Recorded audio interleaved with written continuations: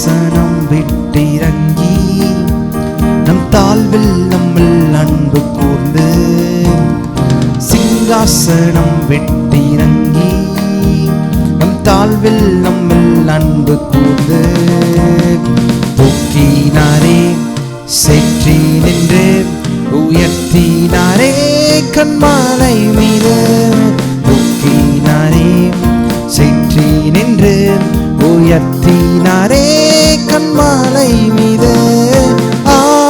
இயேசுவின் அன்பு அற்புதம் அற்புதமே,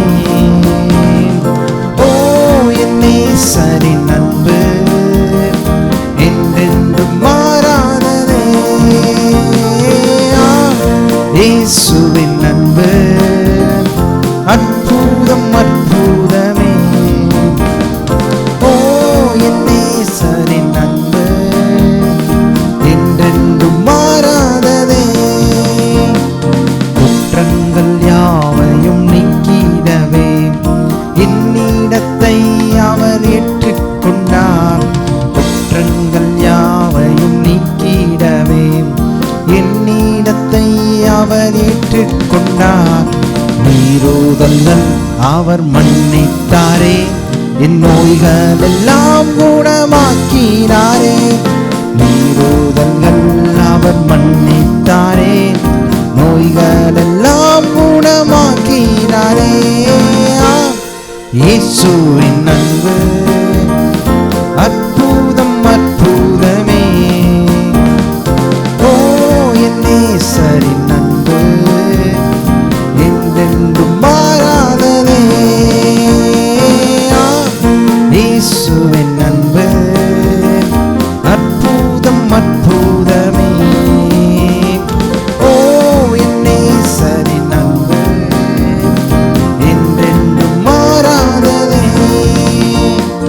பிதாவோடு என்னை சேர்த்திட்டாரே, புத்திர சுவிகாரம் தந்திட்டாரே.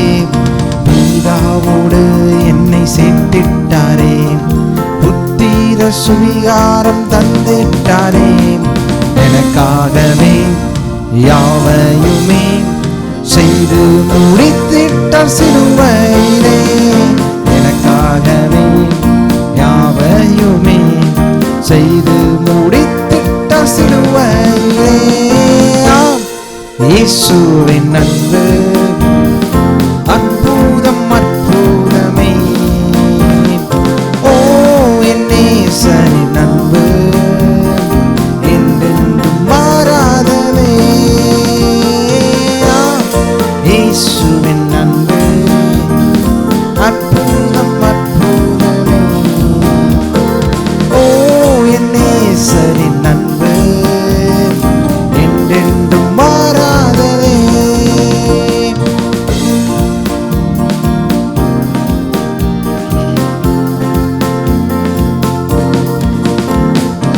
நன்மையினால் திருப்தியாக்குகிறார், இரக்கங்களால் முடி சூட்டுகிறார். நன்மைகளால் திருப்தியாக்குகிறார், முடி சூட்டுகிறார். கழுகை போல புது பேலன் கொண்டு உயர பறந்திட செய்கின்றாரே. கழுகை போல புது பேலன் கொண்டு உயர பறந்திட செய்கின்றாரே. இயேசுவின் அன்பு அற்புதம் அற்புதமே, ஓ என் நேசரின் அன்பு என்றென்றும் மாறாததே. அன்பு அற்புதம் அற்புதமே, ஓ என் நேசரின் அன்பு என்றென்றும் மாறாததே. இயேசுவின் அன்பு அற்புதம் அற்புதமே, ஓ என் நேசரின் அன்பு என்றென்றும்.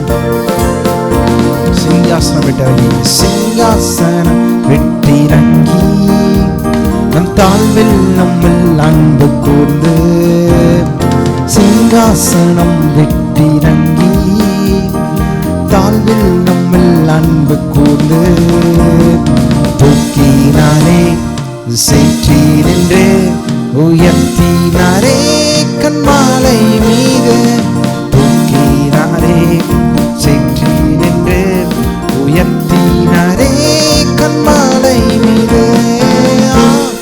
இயேசுவின் அன்பு அற்புதம் அற்புதமே. ஓ என் நேசரின் அன்பு என்றென்றும் மாறாததே. இயேசுவின் அன்பு அற்புதம் அற்புதமே. ஓ என் நேசரின் அன்பு என்றென்றும் மாறாததே, என்றென்றும் மாறாததே, என்றென்றும் மாறாததே. Amen.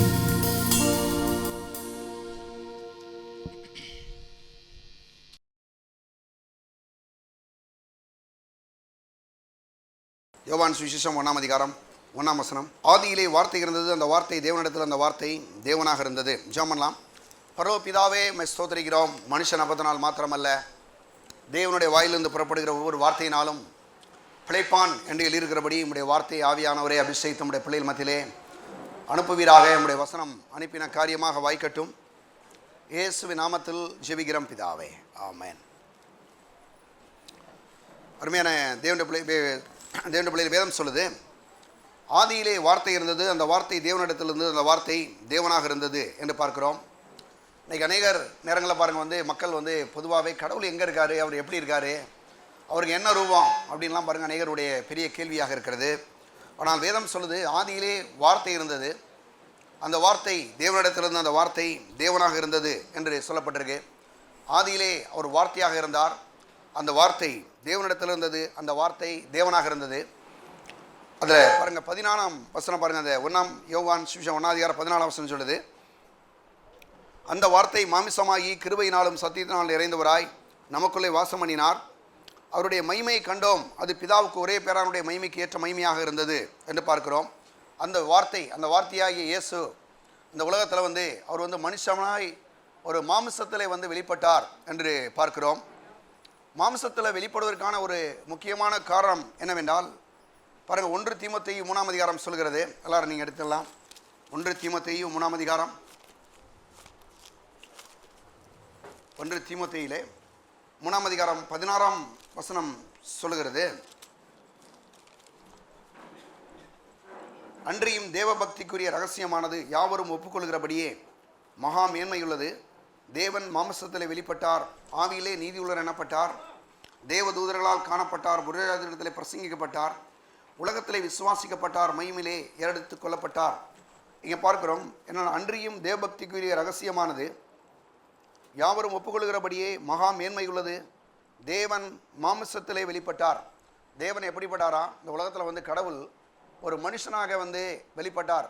பாருங்கள், சிலர் சொல்கிறாங்க அவதாரங்களை பற்றி பாருங்கள் சொல்கிறாங்க, அவதாரம் இத்தனை அவதாரம் அல்லது இத்தனை ஜென்மம் அப்படின்லாம் சொல்கிறாங்க இல்லையா. அது மாதிரி ஆண்டவராய் இயேசு இந்த உலகத்தில் மனித அவதாரம் எடுத்தார் என்று வேதம் சொல்கிறது. தேவனாக இருந்தவர் தேவன் தமக்கு சமமாக இருப்பதை கொள்ளையாடிய பொருளாக எண்ணாமல் அவர் தம்மை தாழ்த்தி அடிமையின் ரூபம் எடுத்து மனுஷ சாயலாக ஆண்டவராய் இயேசு இந்த உலகத்திலே அவர் மனுஷனாக வெளிப்பட்டார். ஆதியிலே வார்த்தையாக இருந்த தேவன் அவர் இந்த உலகத்திலே மனுஷனாக வந்தார். அவர் வந்த பொழுது பாருங்கள், அவர் பிறக்கும்போது அவரை குறித்து அவருடைய இயேசு என்ற அந்த பேரை நீங்கள் எல்லாருமே நமக்கு எல்லாருக்கும் தெரியும். ஏன்னா தெரியாதாலே இன்றைக்கி இல்லை. இயேசு பிறந்திருக்கிறார்ன்றது எவ்வளோ முக்கியமான விஷயன்றதை பாருங்கள், சரித்திரமே சொல்லுது. நீங்கள் இப்போ இன்றைக்கி உள்ள தேதி 25ஆம் தேதி இல்லையா, 24வது வருஷத்தில் 2024 25ஆம் தேதி அப்படின்னா பாருங்கள், இது எதை குறிக்குதுன்னா ஆண்டவராய் இயேசு கிறிஸ்து பிறந்து இத்தனை வருஷம் ஆகுது இல்லையா. கிமுன்னு சொல்கிறாங்க, கிபி அப்படின்னு சொல்லி சரித்திரத்தை 2ஆக பிரிக்கிறாங்க. பிரிக்கும்போது ஆண்டவராய் இயேசு பிறந்ததுலேருந்து இந்த கிபி இயேசு கிறிஸ்து பிறந்த வருஷம் தான் பாருங்கள், இந்த 2024ஆம் வருஷம் அப்படின்னு நம்ம சொல்கிறோம். அப்போ ஆண்டவராய் இயேசு இந்த உலகத்தில் அவர் மனுஷனாக பிறந்தார் என்பதிலே ஒரு மாற்று கருத்தும் இல்லை. எந்த ஒரு மாற்று கருத்தும் இல்லை. காரணம் என்ன? ஆண்டவராய் இயேசு வந்து அவர் மனுஷனாக வந்து பிறந்தார். பிறந்தது மட்டுமில்லாமல் அவர் எப்படி பிறந்தார்னா, எல்லாருக்கும் எல்லாருடைய பேர்களையும் ஒரு அர்த்தம் இருக்கும். அர்த்தம் இல்லாமல் யாரும் பேர் வைக்கிறதே கிடையாது இல்லையா? ஏதாவது ஒரு அர்த்தத்தோடு தான் இன்றைக்கெல்லாம் பார்த்தீங்கன்னா போய் பெரிய கூகுளெல்லாம் போய் சர்ச் பண்ணுறாங்க. ஒரு பேர் வைக்கிறதுக்கு எல்லாரையும் ஒரு இது பண்ணுறாங்க பாருங்கள், என்ன பேர் வைக்கலாம். முன்னாலெல்லாம் பார்த்தீங்கன்னா இப்போ என்னென்ன பேர் வைப்பாங்க, ரொம்ப ஈஸியாக புரிஞ்சுக்கலாம். இப்போ என்ன பேர் வைக்கிறாங்கன்னா அவங்க அம்மா அப்பாவுக்கு திடீர்னு மறந்து போயிடுது. அந்த மாதிரியெல்லாம் பேர் வைக்கிறாங்க இல்லையா? பூரா போய் கண்டுபிடிச்சி அப்படி இப்படின்னு சொல்லிட்டு எல்லா பேர்களுக்கும் ஒரு அர்த்தம் இருக்கானா, எல்லாருமே பெற்றோர்கள் நீங்கள் கேட்டீங்கன்னா அர்த்தம் இருக்குன்னு சொல்லி. ஆனால் ஆண்டவராகிய இயேசு கிறிஸ்து, இயேசு என்றால் என்ன அப்படின்னா வேதம் சொல்கிறது பாருங்க. மத்தேயு சுவிசேஷம் 1ஆம் அதிகாரம், மத்தேயு சுவிசேஷத்தில் 1ஆம் அதிகாரத்தை நம்ம எடுத்துக்கொள்ளலாம். மத்தேயு சுவிசேஷம் 1ஆம் அதிகாரத்தில் அங்கே 21ஆம் வசனம் சொல்லுது, அவள் ஒரு குமாரனை பெறுவாள், அவருக்கு இயேசு என்று பெயரிடுவாயாக, ஏனெனில் அவர் தமது ஜனங்களின் பாவங்களை நீக்கி அவர்களை ரட்சிப்பார். இயேசுனா என்ன அர்த்தம்? இயேசுனா பாருங்கள், ஏதோ இது கிறிஸ்தவ கடவுளுங்க, இல்லை ஒருவேளை இது வெள்ளைக்காரன் தெய்வம் அப்படின்னு அனைவர் வந்து நினைக்கலாம். இல்லை, நான் சொல்கிறேன், திரும்ப உங்களுக்கு சொல்கிறேன். நான் ஏற்கனவே இந்த ரேலியில் கூட சொன்னேன். ஒரு வெள்ளைக்காரர் சொன்னார், Christianity is not a religion, Christianity is a way of life. கிறிஸ்தவம் என்பது அது வந்து ஒரு மதம் அல்ல. மதம் வந்து யாருக்கும் எந்த ஒரு நன்மை செய்ய போகிறதே இல்லை. ஆனால் கிறிஸ்தவம் என்பது அது ஒரு வழி. என்னன்னா இயேசு சொன்னார், நானே வழியும் நானே சத்தியமும் நானே ஜீவனமாக இருக்கிறேன் என்று. எதுக்கு வழியாக அவர் இருக்கிறார் அப்படின்னா, நம்முடைய பாவங்களெல்லாம் மன்னிப்பதற்கு அவர் வழியாக இருக்கிறார். நம்முடைய வியாதியெல்லாம் சோமாக்கப்படுவதற்கு அவர் வந்து வழியாக இருக்கிறார். நம்முடைய எல்லா விதமான தரித்திரங்களும் போக்குவதற்கு அவர் வழியாக இருக்கிறார். நம்முடைய எல்லா விதமான சமான கேடுகளும், பலவிதமான குழப்பங்கள், பயங்கள், பலவிதமான சோர்வுகள் எல்லாவற்றையும் நீக்குவதற்கு ஆண்டவராய் இயேசு அவர் வழியாக இருக்கிறார். இந்த உலகத்தில் இருக்கக்கூடிய ஒவ்வொரு பிரச்சனைகளையும் தீர்ப்பதற்கு ஆண்டவராய் இயேசு வழியாக இருக்கிறார் என்று வேதம் சொல்கிறது. அப்போ பாருங்க, அவள் ஒரு குமாரனை பெறுவாள், அவருக்கு இயேசு என்று பெயரிடுவாயாக. இயேசுனா அவர் தமது ஜனங்களின் பாவங்களை நீக்கி ரட்சிப்பார். இந்த உலகத்தில் பிறந்த எல்லா மனுஷனுமே அவன் வந்து பாவத்தில் தான் பிறக்கணும் என்று வேதம் சொல்லுது. இதோ என் தாய் பாவத்திலே கற்பம் தரித்தால், நான் துர்க்குணத்திலே உருவானேன் என்று வேதம் சொல்லுகிறது. ஒவ்வொரு மனுஷனும் இந்த உலகத்தில் பிறக்கும் பொழுது பாவத்தில் தான் பிறக்கிறான் என்று வேதம் சொல்லுது. அதுக்கு என்ன காரணம் அப்படின்னா பாருங்கள், முதல் மனுஷனாய் ஆதாம் பாருங்கள் ஆண்டவருக்கு விரோதமாக எழும்பி அவர் செய்யக்கூடாதுன்ற ஒரு காரியத்தை போய் செஞ்சு, நம்ம பாருங்கள் நன்மை தீமை அறியத்தக்க விருட்சத்தின் கனியை புசிக்க வேண்டாம் என்று சொன்னபோது அவன் பறித்து சாப்பிட்டதுனால வந்த ஒரு பலன், இந்த உலகத்தில் பாவம் வந்து விட்டது. இப்படியாக ஒரே மனுஷனாலே பாவமும் அந்த பாவத்தினாலே மரணமும் இந்த உலகத்தில் பிரவேசித்தது என்று வேதம் சொல்லுகிறது. இப்போ இந்த உலகத்தில் பாவன்றது வந்து பாருங்கள் பயங்கர மோசமான ஒன்று. அதனால தான் இன்றைக்கி வந்து பாம்பு வந்து அதாவது பாவன்றது வந்து ஒரு பாம்பை போல ஒரு விஷம் நிறைந்தது. அப்போது அப்படிப்பட்ட ஒரு விஷம் நிறைந்த ஒரு காரியம் மனுஷனுக்குள்ள இருக்கிறதுனால அவனுடைய வாழ்க்கையிலே ஒரு பெரிய அழிவுக்குள்ளே கொண்டு போகிறது. நீங்கள் அநேகர் சொல்லலாம் பாருங்கள், குழந்தை பிறக்கும் போதே எப்படி வந்து பாவம் உள்ளே இருக்கலாம் அப்படின்னு அநேகர் சொல்கிறேன் கேட்கலாம். எல்லோரும் நிறைய பேர் படித்தவங்க நிறைய பேர் இருக்கிறீங்க, உங்களுக்கே தெரியும். எல்லா ஸ்கூல்லையும் இப்போ வந்து பார்த்தீங்கன்னா மாரல் சயின்ஸ் ஒன்று வச்சுருக்கிறாங்க, உங்களுக்கு தெரியும் இல்லையா? நல்லொழுக்க போதனை அப்படின்னு ஒன்று இருக்குது இல்லையா? அந்த போதனை வந்து நிறைய இடங்களில் கிட்டத்தட்ட எல்லா ஸ்கூல்லையுமே கொண்டு வராங்க. எல்லா ஸ்கூல்லையுமே இருக்கும். நீங்கள் போனீங்கன்னா அதுக்கு ஒரு பீரியடே இருக்கும், அதுக்கு டீச்சர்ஸ் கற்றுக் கொடுக்குறாங்க. அங்கே என்ன டீச்சர்ஸ் சொல்கிறாங்க, நீங்கள் இப்படிலாம் நடந்துக்கணும் அப்படின்லாம் போதிக்கிறாங்க. ஆனால் இவ்வளோத்தையும் கற்றுக்கிட்டு எல்லாம் நீங்கள் டீச்சர்ஸ் கூட இங்கே இருக்கிறீங்க, இவ்வளோத்தையும் கற்றுக்கிட்டு 12வது போனால் பாருங்கள் ஒருத்தன் அடிச்சுக்கிறான், சண்டை போட்டுக்கிறான், அதை விட்டுருவான் இல்லையா? எல்கேஜியில் பாருங்கள் ஏதாவது பிள்ளைகள் இருக்குன்னு வச்சுங்க, நல்லா தான் இருக்குது, ஒழுங்காக தான் படிக்குது. ஆனால் நீங்கள் பார்த்தீங்கன்னா பக்கத்தில் இருக்க பிள்ளைய நறுக்குன்னு கிள்ளி வச்சிருது. இப்போ கிள்ளி வைக்கும்போது சொல்லிக் கொடுத்த டீச்சரா இல்லை பெற்றோர்களா இல்லை எப்படி இது செய்யுது அப்படின்னா யாருமே சொல்லித்தர வேண்டிய அவசியம் கிடையாது. இந்த உலகத்தில் எல்லாத்துக்குமே டியூஷன் வைக்கலாம், டியூஷன் இருக்குது எல்லாருக்கும். பாருங்கள் இன்றைக்கி தமிழ் மீடிய ஆள்கள் கூட தமிழில் டியூஷனுக்கு போகிறாங்க இல்லையா? எல்லா பாடங்களுக்கும் டியூஷன் இருக்குது. ஆனால் பாவம் செய்கிறதுக்கு யாரும் டியூஷன் பண்ணி கொடுக்குறதே இல்லை. நீ இப்படி தான் பாவம் செய்யணும், நீ இப்படி தான் பண்ணணும், இப்படி கிள்ளணும், இப்படி அடிக்கணும், அப்படி செய்யலாம், எதுவுமே கிடையாது. டியூஷனே இல்லாமல் கற்றுக்கிற ஒரு விஷயம்னா அந்த பாவ செயல்கள் தான். இது எப்படிங்க உள்ளே வருது அப்படின்னா மனுஷனுக்குள்ளே பாவம் இருக்குது. அது மட்டும் இல்லாமல் பாருங்கள், ஒரு முறை நானும் என்னுடைய மனைவியும் ஒரு வீட்டுக்கு நாங்கள் போயிருந்தோம். அங்கே ஒரு சின்ன குழந்தை, ஒரு 6 மாத குழந்தை ஒன்று இருக்குது. அடுத்து ஒரு 2 வயசில் ஒரு குழந்தை இருக்குது. நாங்கள் அங்கே போகும்போது நாங்கள் போனதுனால அந்த சௌகரி உள்ளே போய் எங்களுக்கு டீ போடுறக்கா போயிட்டாங்க. ஆனால் இந்த 2 வயசு குழந்தை இருக்கு இல்லையா, அது போய் என்ன பண்ணுது, அந்த 6 மாத பாப்பாவுடைய பால் பாட்டை தூக்கிட்டு போயிடுச்சு. தூக்கிட்டு போய் பாருங்கள், அந்த கதவை வந்து இப்படி சாத்திக்கிட்டு பின்னால் இருந்து அது பாட்டு குடிச்சிட்டு நிற்கிது. கொஞ்ச நேரம் கழித்து அம்மா வந்து தேடுறாங்க, பாட்டிலையும் காணா, அந்த பிள்ளையும் காணா. உடனே தேடி கண்டுபிடிச்சா பின்னால் நிற்கிது. அது ஏன் வந்து அந்த மாதிரி ஒளிஞ்சிட்டு குடிக்கணும்? பாப்பாவுடைய பாட்டுக்கு தெரியும் அதுக்கு. இந்த மாதிரி குடித்தா தப்புன்னு தெரியுதா இல்லையா? யாராவது அம்மா கற்றுக் கொடுத்தாங்களா நீ இப்படிலாம் போய் குடிக்கணும், அது ஒளிஞ்சிட்டு போய் குடிக்கணும்? அப்படிலாம் கிடையவே கிடையாது. அப்போ பாவம் வந்து மனுஷனுக்குள்ளே இருக்கிறதுனால தான் அவன் பாவத்தை செயல்படுத்துகிறான், செய்கிறான். இன்றைக்கி நிறைய மனைவிமார்கள்ட்ட நீங்கள் கேட்டிங்கன்னா, நிறைய கணவன்மார் ரொம்ப குடிச்சிடுறாங்க, ஒரு மாதிரி குடும்பத்தை கவனிக்கிறது இல்லை, நல்லா சம்பாதிக்கிறாங்க, ஆனால் சம்பாத்தியத்துக்கு வீட்டுக்கு கொண்டு வர்றதில்ல. அப்படிலாம் நிறையா மக்களுக்குள்ள ரொம்ப கவலைகள், பிரச்சனை. நல்லவனை கவனிங்களேன், குடிக்கன்னு சொல்லி அவங்களுக்கு சொல்லி கொடுக்கறத விட அவங்கள அறியாமலேயே அந்த குடி பழக்கத்துக்குள்ளே இந்த பாவம் வந்து தள்ளி விட்டுருது இல்லையா? பாவன்றது ரொம்ப கொடூரமான சக்தி. இதை போக்கணும்னு சொன்னால் மனுஷன் போய் ஏதோ ஒன்று செய்கிறதுனால இவனுடைய பாவத்தில் இருந்தோம் பாருங்க எந்த ஒரு விடுதலை வரப்போகிறதே இல்லை.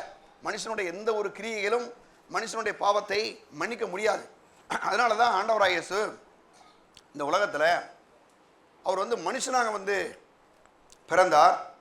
பிறந்து பாருங்க, ஆண்டவராகிய இயேசு என்ற பேரிலே வெளிப்பட்டார். வேதம் சொல்லுது, அவர் இயேசுனா என்ன அர்த்தம் அப்படின்னா, அவர் தமது ஜனங்களின் பாவங்களை நீக்கி ரட்சிப்பார் என்று அர்த்தமாம். அப்போ இந்த உலகத்தில் இருக்கக்கூடிய எல்லா மனுஷனுடைய பாவத்தையும் மன்னிப்பதற்கு ஒரே ஒரு வழி ஆண்டவராகிய இயேசு ஒருவர் தான். இன்றைக்கி நான் சொல்கிறேன், புதிதாக வந்திருக்கிற சகோதர சகோதரியிலே உங்களுக்கு ஒன்று சொல்கிறேன், உங்கள் வாழ்க்கையிலே பாவம் இருக்கிற வரைக்கும் ஒரு நாள் உங்களால் முன்னேற முடியாது, கஷ்டம். நீங்கள் ஒரு 10 அடி முன்னேறினீங்கன்னா 10 அடி பேக்கில் வந்துடுவீங்க. அந்த மாதிரி இந்த உலகத்தில் இருக்கக்கூடிய பாருங்கள், பாவமும் பிசாசு இந்த உலகத்தில் மனுஷனை முன்னேற விடாதபடி, அவனுடைய வாழ்க்கையை முன்னேற்ற விடாதபடி தடை செய்து கொண்டே இருக்கிறது இல்லையா? நல்ல ஒரு சில முயற்சியெல்லாம் பண்ணுவாங்க, ஏதாவது கொஞ்சம் பணம்லாம் சேர்த்து வச்சு ஒரு நல்ல ஒரு இடம் வாங்கிடலாம், இல்லை ஒருவேளை ஒரு நகை வாங்கிடலாம் அப்படின்னு ஏதாவது ஒரு பிளான் பண்ணும்போது கரெக்டாக ஒரு வியாதி வந்து அந்த பணத்தை பூரா அப்படி காலி பண்ணி விட்டுரும். நீங்கள் பார்த்துருப்பீங்க. இதுக்கெல்லாம் என்னங்க காரணம் அப்படின்னா, இந்த உலகத்தில் மனுஷனுடைய பாவமும் மனுஷனுக்குள்ளே இருக்கிற பாவமும் இந்த உலகத்தில் இருக்கக்கூடிய பிசாசும் சக்திகளும் தான் உங்கள் வாழ்க்கையிலே உங்களுடைய முன்னேற்றத்தை தடை செய்கிறது. அப்போ இதிலிருந்து நீங்கள் ஒரு விடுதலை பெற வேண்டுமானால், அங்கே தாவீதின் ஊரில் பிறந்த இயேசு கிறிஸ்து பாருங்கள், வேதம் சொல்லுது, அவள் ஒரு குமாரனை பெறுவாள், அவருக்கு இயேசு என்று பெயரிடுவாயாக, அவர் தமது ஜனங்களின் பாவங்களை நீக்கி ரட்சிப்பார். அப்போ மனுஷனுடைய எல்லா பாவத்தையும் அவர் வந்து மன்னிப்பதற்கு தான் இந்த உலகத்தில் மனுஷனாக வந்தார். அருமையான சகோதர சகோதரியில் இந்த கிறிஸ்துமஸ் நாளைக்கு உங்களுக்கு சொல்கிறேன், ஆண்டவராய் இயேசு கிறிஸ்து தாவீதின் ஊரில் பிறந்த இயேசு உங்கள் இருதயங்களிலும் அவர் பிறக்க வேண்டும் என்று விரும்புகிறார். அதான் இயேசு சொல்றாரு, மகனே மகளே, உன் இதயமாகிய வாசப்படியிலே நின்று நான் கதவை தட்டுகிறேன், ஒருவன் என் சத்தத்தை கேட்டு கதவை திறப்பானால் நான் அவனுக்குள்ளே பிரவேசித்து அவனோடு கூட நான் போஜனம் பண்ணுவேன், அவன் என்னோடு கூட போஜனம் பண்ணுவான் என்று சொல்கிறார். இன்றைக்கும் கூட இந்த காலை வேளையிலே ஆண்டவராய் இயேசு உங்களுடைய இருதய கதவை தட்டி கொண்டிருக்கிறார். என்னன்னா, நீங்கள் பாவத்திலிருந்து விடுவிக்கப்படுவீர்களே ஆனால் உங்கள் வாழ்க்கையில் அநேக முன்னேற்றங்களை ஆண்டவராய் இயேசு கொடுக்க வல்லவராக இருக்கிறார். பாருங்க, ஏன்னா இங்கே சொல்லப்பட்டிருக்கு, அவர் தமது ஜனங்களின் பாவங்களை நீக்கி ரட்சிப்பார். ரட்சிப்பார்னா என்னன்னா, ஆங்கிலத்தில் சால்வேஷன் அப்படின்ற அந்த வார்த்தை பயன்படுத்துகிறாங்க. இந்த சால்வேஷனுக்கு டெலிவரன்ஸ், விடுதலை என்ற ஒரு வார்த்தை சொல்கிறாங்க. அப்போ இந்த விடுதலையை பாருங்க வந்து ஆண்டவராய் இயேசு வந்து கொடுக்கிறார். அவர் கொடுக்கும்போது பாருங்க என்ன செஞ்சார்னா, இயேசு பிறக்கும் போது அவர் தமது ஜனங்களின் பாவங்களை நீக்கி ரட்சிப்பார் என்று பாருங்கள் நம்ம வேதத்தில் பார்க்குறோம். இன்றைக்கும் உங்கள் வாழ்க்கையில் இருக்கக்கூடிய பாவம், அதாவது பாவம்னா 2 பாவம் இருக்குது. ஒரு பாவம் ஜென்ம பாவம், இன்னொன்று கர்ம பாவம். கர்ம பாவம் தான் இன்றைக்கி பாருங்கள் மக்கள் நிறைய செய்கிறாங்க, கொலைகளும் கொள்ளைகளும் திருடு அது இது நடக்குது. பாருங்கள் வந்து போயிட்டே இருக்கு. இதுக்கு என்னன்னா, மனுஷனுக்குள்ளே வந்து ஜென்ம பாவம் ஒன்று இருக்குது. அந்த பாவம் ஆதாம் செஞ்சதுனால, ஆதாம் மூலமாய் பிறக்கக்கூடிய எல்லா ஆதாம் ஏவல் மூலம் பிறந்த எல்லா பிள்ளைகளுக்குள்ளேயும் அந்த பாவம் இருக்கிறதுனால தான் அவங்க இவ்வளோ பெரிய ஒரு சில காரியங்களை செய்கிறாங்க இல்லையா? மற்ற நிறைய அநியாயங்களும் அக்கிரமங்களும் நடக்குது. அவங்க சொல்கிறதில் பார்த்தீங்கன்னா, அநியாயக்கிரமம் செஞ்சு சொல்லுவாங்க, நான் செய்கிறது சரிதான் சொல்லுவாங்க. அப்போ இதுக்கெல்லாம் என்ன காரணம் அப்படின்னா, மனுஷனுக்குள்ளே இருக்கக்கூடிய பாவம் தான். அப்போ இதிலிருந்து நீங்கள் விடுவிக்கப்பட வேண்டுமானால், வேதம் சொல்லுது, குமாரன் உங்களை விடுதலையாக்கினால் நீங்கள் மெய்யாகவே விடுதலையாவீர்கள் என்று ஆண்டவராய் இயேசு சொல்கிறார். ஒரு மெய்யான விடுதலையை இயேசு உங்களுக்கு கொடுக்கிறார். அவர் இந்த நாளில் கூட நீங்கள் வந்து நிறைய பேர் இப்படி ஒரு விடுதலை எனக்கு கிடைக்குமா அப்படின்னு நீங்கள் யோசிக்கலாம். ஒருவேளை உங்களுடைய நண்பர்கள் நீங்கள் அழைச்சிட்டு வந்திருக்கலாம். நான் சொல்கிறேன், ஒருவேளை சிலர்லாம் சொல்லுவாங்க, பாருங்கள் நல்ல காலம் எப்போ வரும்னு தெரில, தை மாதம் வந்தால் தான் நல்ல காலம் வரும்னு சொல்லுவாங்க. ஆனால் நிறைய பேருடைய வாழ்க்கையில் பல தை மாதம் வந்துட்டு போயிடுச்சு, இன்னும் நல்ல காலம் மட்டும் வரல. பார்த்துறீங்களா? அதே ப்ராப்ளம், அதே பிரச்சனை அப்படியே போயிட்டே இருக்கு. ஆனால் நான் சொல்கிறேன், ஆண்டவராக இயேசுவை நீங்கள் ஏற்றுக்கொள்வீர்களானால் அந்த நல்ல காலம் இன்றைக்கி தான் வந்து மறந்துடாங்க. ஏன்னா இயேசு கிறிஸ்து உங்கள் வாழ்க்கையில் வரும்போது இந்த காலம் வந்து ஒரு நல்ல காலம். நானும் உங்களை மாதிரி தான் நிறையா காரியங்களை செஞ்சுட்டு இருந்தேன். நான் சொல்கிறேன், பெரிய அந்த பாவ பிடியிலிருந்து நான் விடுவிக்கப்பட்டேன். ஆண்டவராக இயேசு எனக்குள்ள பெரிய ஒரு விடுதலையை கொடுத்தார். நான் சொல்கிறேன், இன்றைக்கும் ஆண்டவராக இயேசு உங்கள் வாழ்க்கையிலே அப்படிப்பட்ட விடுதலையை கொடுக்க வல்லவராக இருக்கிறார். நான் சொல்கிறேன், மதத்தில் வந்து நீங்கள் சேர்றதுனால யாருக்கு எந்த லாபமே இல்லை. ஆண்டவராக இயேசுவை உங்கள் உள்ளத்தில் நீங்கள் ஆண்டவராக ஏற்றுக்கொள்வீர்கள், இதயத்தில் ஏற்றுக்கொள்வீர்களானால் உங்களுடைய பாவத்திலிருந்து விடுதலை உண்டாகும். மேல் சொல்லுது என்னவென்றால், கர்த்தராகிய இயேசுவை உன் இருதயத்திலே விசுவாசித்து தேவன் அவரை மரித்தோரிலிருந்து எழுப்பினார், உயிரோடு எழுப்பினார் என்று உன் இதயத்திலே விசுவாசித்தால் நீ ரட்சிக்கப்படுவாய். நீதி உண்டாக இதயத்திலே விசுவாசிக்கப்படும், ரட்சிப்பு உண்டாக வாயினாலே அறிக்கை செய்யப்படும். இயேசுவே நீர் ஆண்டவர், என் பாவத்துக்காக இந்த உலகத்தில் பிறந்து சிலுவையில் அடிக்கப்பட்டு இரத்தத்தை சிந்தி மரித்து உயிரோடு எழுந்து இயேசுவே ஜீவிக்கிறீர், என்னுடைய ஆண்டவராக நான் ஏற்றுக்கொள்கிறேன். நீங்கள் அப்படிப்பட்ட ஒரு அழைப்பை கொடுப்பீர்களானால் நீங்கள் வந்த மாதிரி இல்லாமல் போகும்போது ஒரு பெரிய விடுதலையோடு கண்டிப்பாக நீங்கள் போவீங்க. அப்படிப்பட்ட ஒரு விடுதலையை ஆண்டவராக இயேசு கொடுக்க வல்லவராக இருக்கிறார். அது மட்டும் இல்லாமல் பாவத்திலிருந்து அவர் விடுதலை தருகிற தெய்வமாக இருக்கிறார். இதை குறித்து ஒரு வசனத்தை நாம் வாசிக்கலாம். 1 தீமோத்தேயு 2ஆம் அதிகாரத்தில் சொல்லப்பட்டிருக்கு.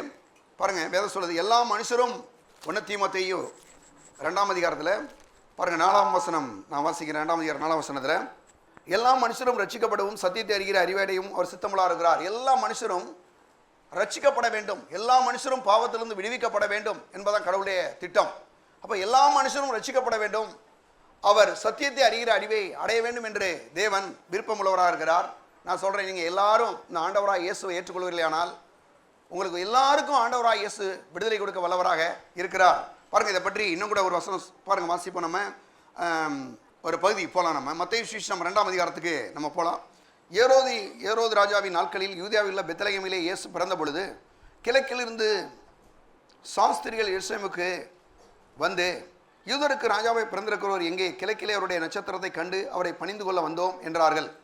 ஏரோது ராஜா அதை கேட்ட பொழுது அவரும் அவனோடு கூட இருந்த எருசலேம் நகரத்தார் அனைவரும் கலங்கினார்கள். பாருங்க, அங்கே 6ஆம் வசனம் வாசிக்கிறேன். யூதேயா தேசத்தில் உள்ள பெத்லகேமே யூதாவில் பிரபுக்களில் சிறிதல்ல, என் ஜனமாகி இஸ்ரவேலை ஆளும் பிரபுவின் இடத்திலிருந்து புறப்படுவார் என்ற தீர்க்கதரிசனங்கள் எழுதப்பட்டிருக்கிறது என்றார்கள்.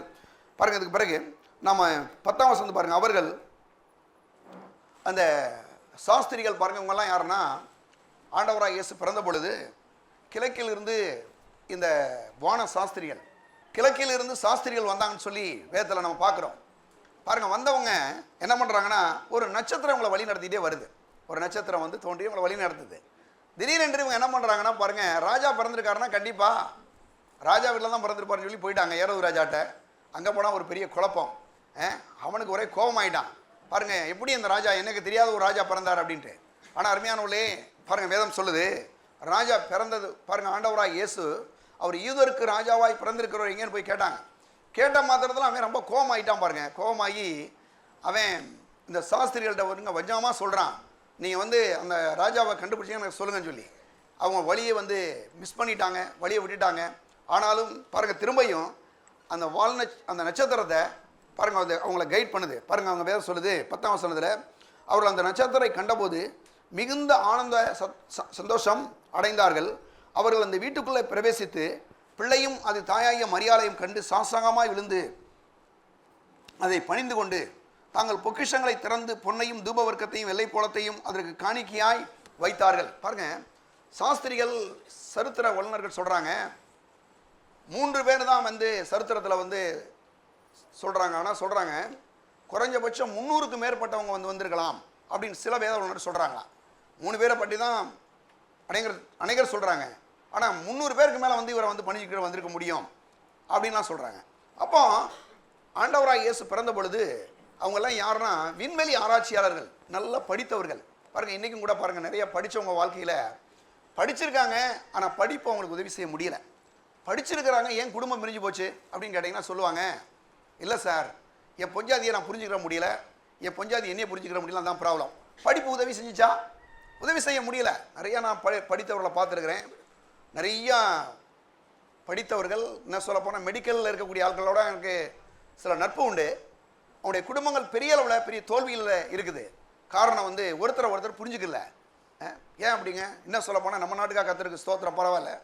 அமெரிக்கா போன்ற தேசங்களில் ஏலம் விடுறாங்களாம். என்ன ஏலம் தெரியுமா? நம்ம ஊரெல்லாம் பாருங்கள் சின்ன சின்ன ஏலம் விடுவாங்க. அமெரிக்காவில் சொல்கிறாங்களாம், $90 கொடுத்தீங்கன்னா இன்றைக்கே உங்களுக்கு விவாகரத்து வாங்கி கொடுக்குறோம் அப்படின்னு ஒரு அட்வர்டைஸ்மெண்ட்டு. நம்ம ஊர்லலாம் சோப்பு சீப்புக்கு அட்வர்டைஸ்மெண்ட்டு. ஆனால் அமெரிக்கா போன்ற தேசங்களில் $90 இப்போ கொடுத்தீங்கன்னா இன்றைக்கே உங்களுக்கு டிவோர்ஸ் வாங்கி கொடுக்குறோம், விவாகரத்து வாங்கி கொடுக்குறோம் அப்படின்ற அட்வர்டைஸ்மெண்ட்டு.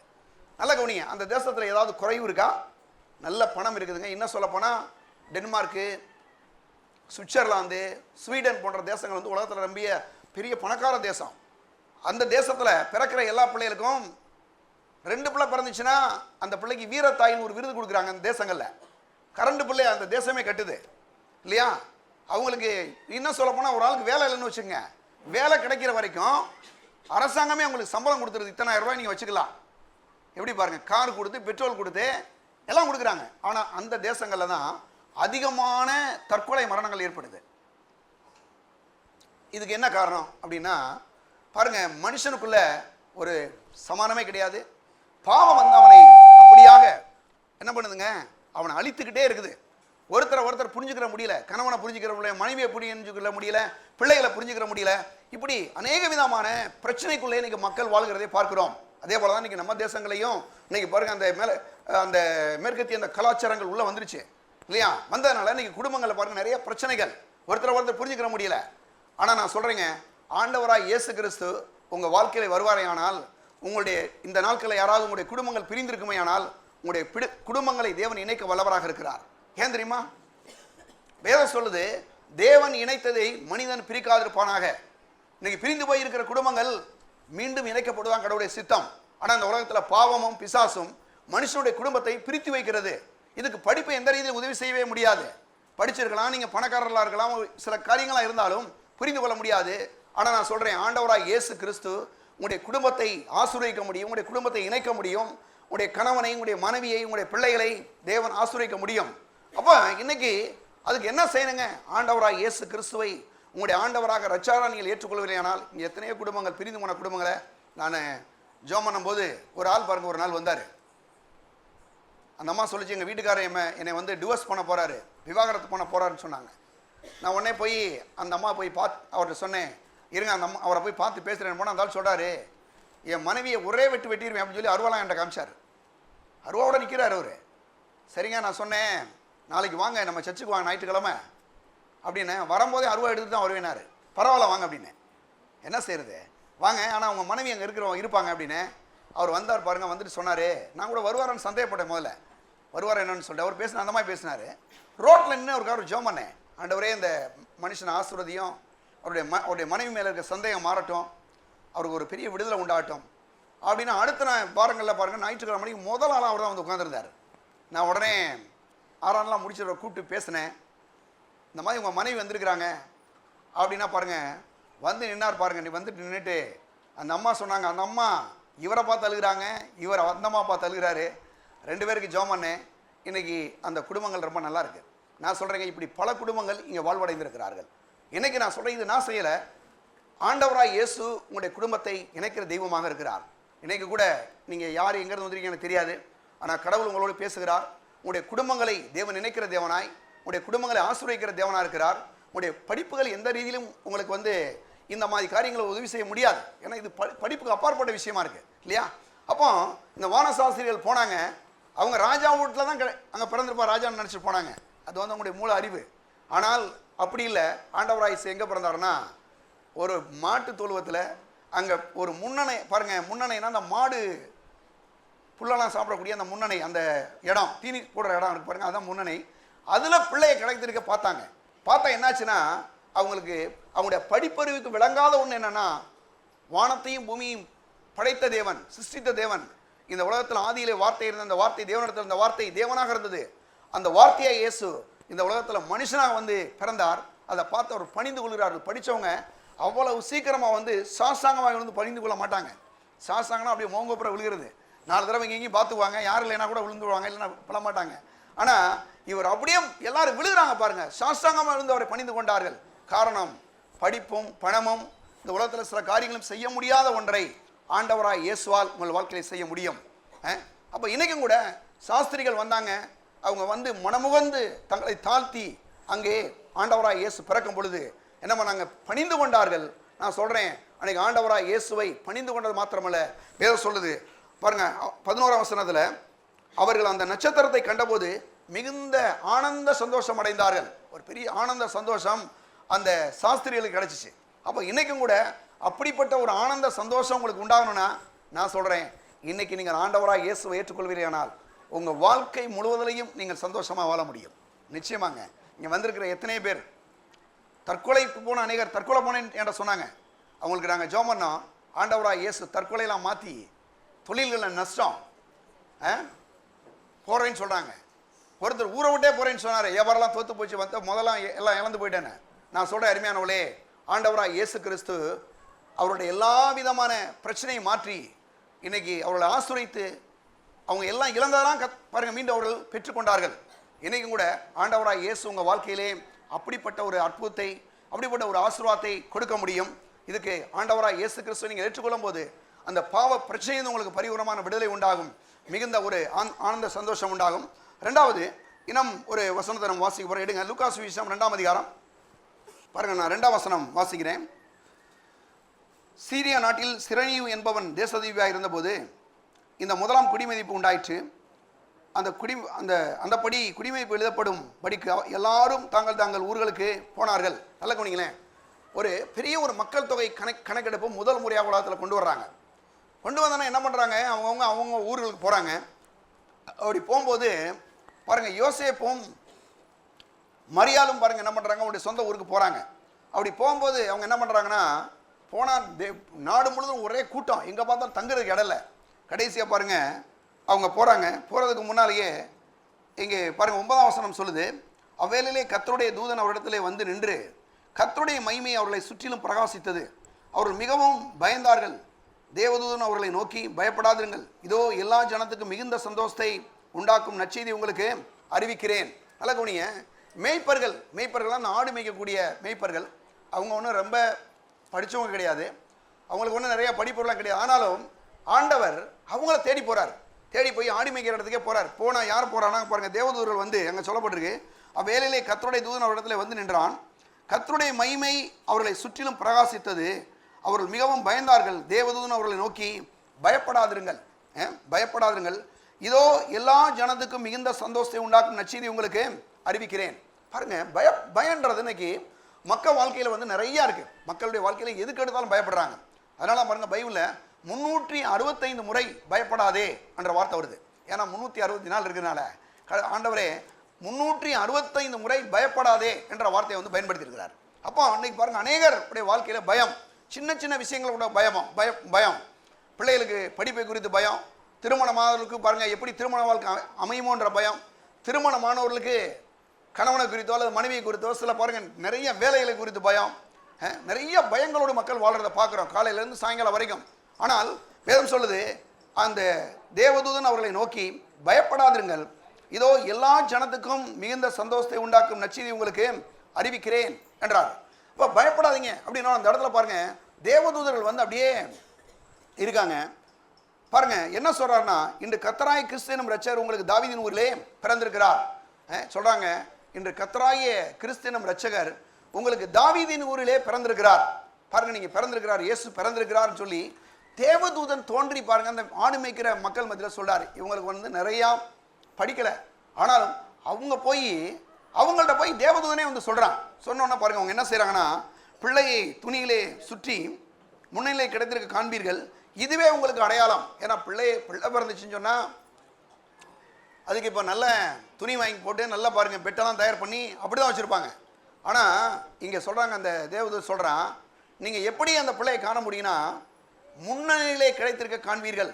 நீங்கள் ஆடுகளுக்கு புல் போடுறீங்கள, மாடுக்கு புல் போடுறீங்கள, அந்த இடத்துல நீங்கள் என்ன பண்ணியிருப்பீங்க, அந்த பிள்ளை கிடைத்திருக்க காண்பீர்கள். இதுதான் உங்களுக்கு அடையாளம். ஏன்னா அவங்களுக்கு ரொம்ப ஈஸியாக புரியும். இப்போ படித்தவங்களோ படிக்காதவங்களோ பாருங்கள், எல்லா பேரையுமே ஆண்டவர் என்ன செய்கிறார் தெரியுமா, நேசிக்கிறார். அநேகர் உங்களுக்குள்ள கூட நம்ம நிறையா படிக்கலேன்னு ஒரு எண்ணம் இருக்கலாம், ஒரு மாதிரி ஒரு காம்ப்ளெக்ஸ் நிறைய பேருக்கு பாருங்கள் அந்த மாதிரி இருக்கிறத நம்ம பார்க்குறோம். ஒரு தாழ்வு மனப்பான்மை, நான் ஒன்றும் இல்லைங்க, சில நேரங்களில் பாருங்கள், வீட்டுக்காரர் பேசலான்னா கூட நான் ஒன்றும் இல்லை செத்துடலாமான்னு எண்ணம்லாம் வரும் மக்களுக்கு. பார்த்துருக்கீங்களா? சொல்லுவாங்க, அந்த ஆள் இன்னைக்கு பேசாமல் போயிட்டு அன்றைக்கி செத்துடலாமான்னு யோசிக்கிறேன். அப்படியெல்லாம் அநேகரை பிசாசு ஏமாத்துறான். நான் சொல்கிறேன், யாராவது இந்த காலை வேளையில உங்களுக்கு சொல்கிறேன், யாராவது தற்கொலை செய்யணுன்ற எண்ணத்தோடு நீங்கள் வந்திருப்பீங்கன்னா அது ஒரு பிசாசுடைய எண்ணம், அது ஒரு பிசாசுடைய ஆவி. வேதம் சொல்லுது பாருங்கள், நீங்கள் நீடித்த நாட்களாய் இந்த உலகத்தில் இருக்கிறதான் கடவுளுடைய சித்தம். கடவுள் வந்து உங்களுக்கு நல்ல நீடி ஆயுளை கொடுக்கக்கூடிய தெய்வமாக இருக்கிறார்.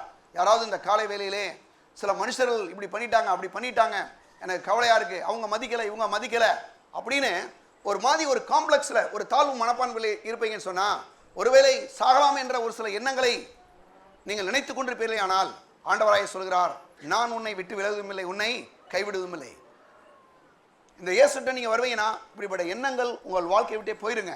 ஆண்டவர் பெரிய தேவ சமானத்தை கொடுப்பாரு, பயம் போயிடும். அது மட்டும் இல்லாமல் நீடிய ஆயுளோடு இந்த உலகத்தில் வாழ முடியும்.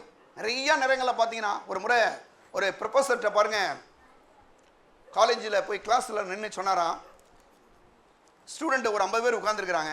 சொன்னாராம், உங்களுக்கு யாருக்காவது இது வரைக்கும் சாகணுன்ற எண்ணம் வந்திருக்கா அப்படின்னு கேட்டாராம். கிளாஸில் இருக்க அத்தனை பேரும் கை தூக்குறான். நான் பாருங்கள், அத்தனை பேரும் சொல்கிறான்னா எனக்கு சாகன்ற எண்ணம் வந்துச்சுன்னு சொல்லி. அவனுக்கு என்ன பிரச்சனை?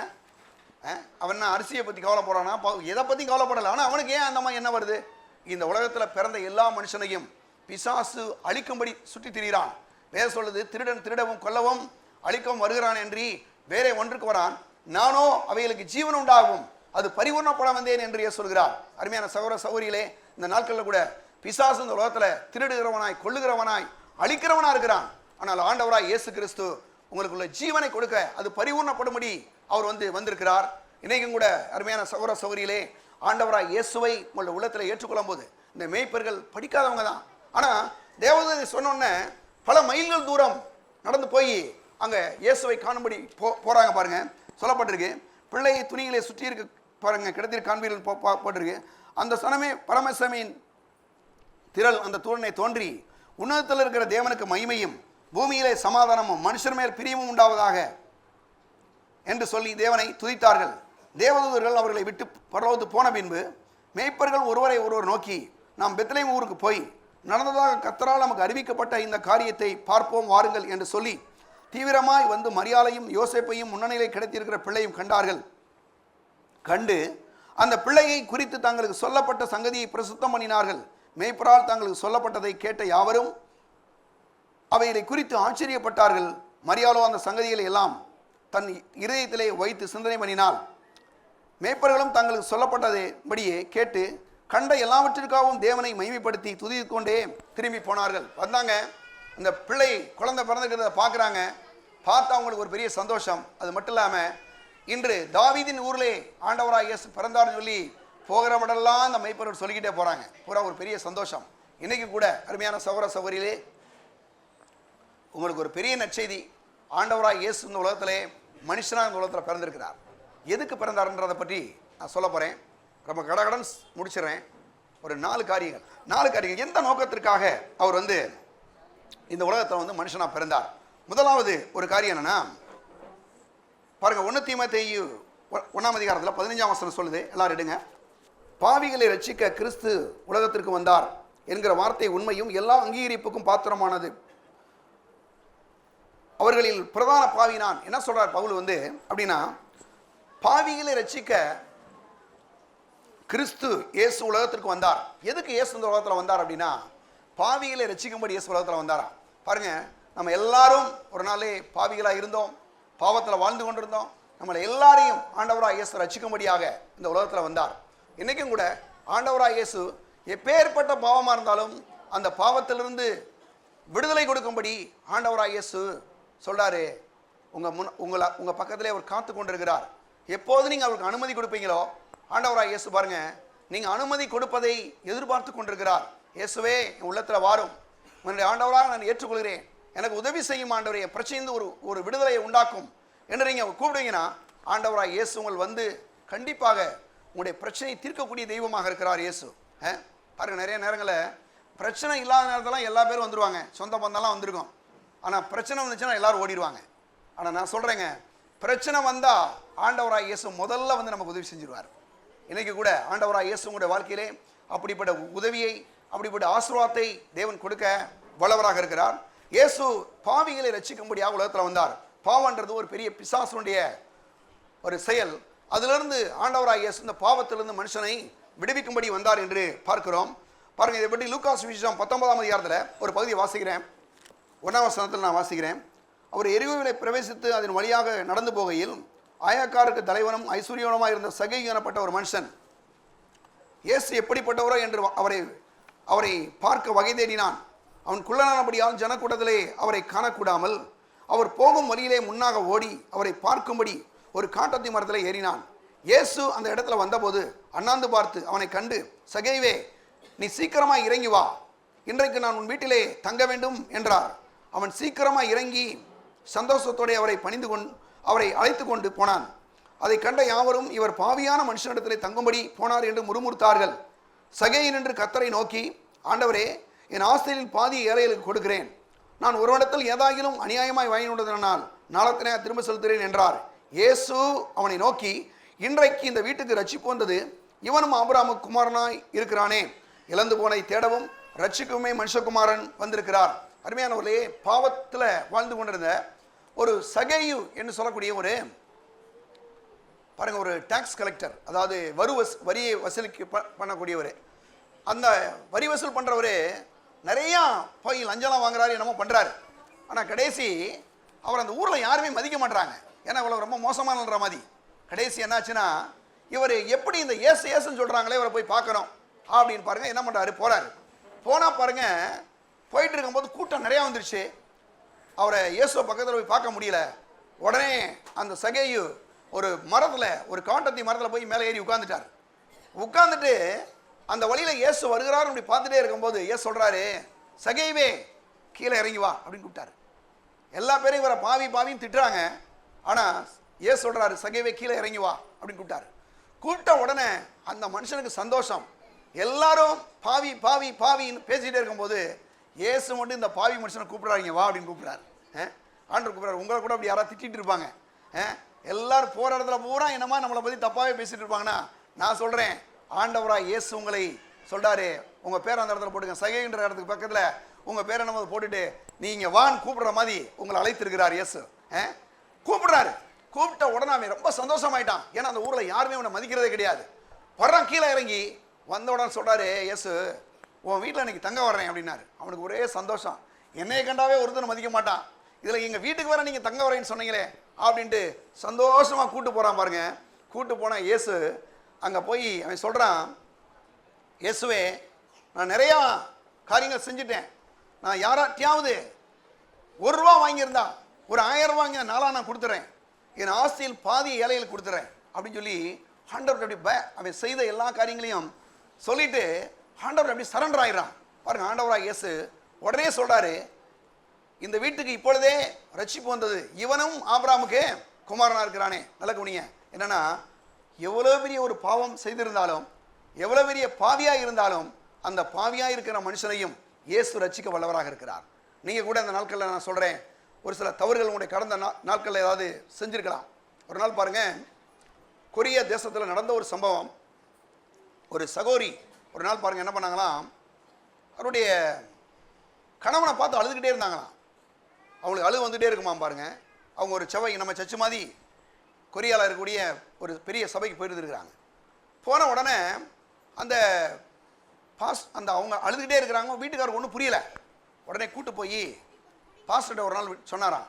சரி, அவர் உடனே ஏதோ அந்த பாஸ்டர் பாருங்கள் புரிஞ்சுக்கிட்டு, சரி கொஞ்சம் நீங்கள் வெயிட் பண்ணுங்கள், நான் சிஸ்டர் கூட கொஞ்ச நேரம் பேசுகிறேன்னு சொல்லி பேசினாராம் பாருங்கள். பேசினா அந்த அம்மா சொன்னாங்களாம், நான் காலேஜில் படிக்கும்போது பல தவறான காரியங்களை செஞ்சுட்டேன், ஆனால் எனக்கு நல்ல ஒரு புருஷன் கிடச்சிருக்கிறார். நான் அவருக்கு ஏதோ ஒரு துரோகம் பண்ணிட்டனோ அப்படின்னு அந்த அம்மா ஃபீல் பண்ணாங்களாம். உடனே அவர் பழி ஏங்கிச்சோ அந்த அம்மாவை கூட்டு போனாராம். கூட்டு போய் ஒரு பெரிய குளம், தண்ணீர் நிறைஞ்ச ஒரு குளத்துக்கு கூட்டு போனாராம். கூட்டு போய் இவர் சொன்னாராம், ஒரு கையில் வச்சுட்டாராம், ஒரு கல்லை தூக்கி அதுக்குள்ளே உள்ளே போட்டாராம். போட்டால் பாருங்கள், சத்தம் போட்டு அப்படியே அந்த குளமே அப்படி கலங்குச்சான் பாருங்கள். உடனே திரும்ப அந்த சௌகரிய பார்த்து சொன்னாராம், இப்போ நீங்கள் கொஞ்சம் பெரிய கல்லாக தூக்கி போடுங்க, நல்லா பெருசாக, இவ்வளோ பெருசாக தூக்கி போடுங்கன்னு சொன்னாராம். உள்ளே தூக்கி போட்டாங்களாம்.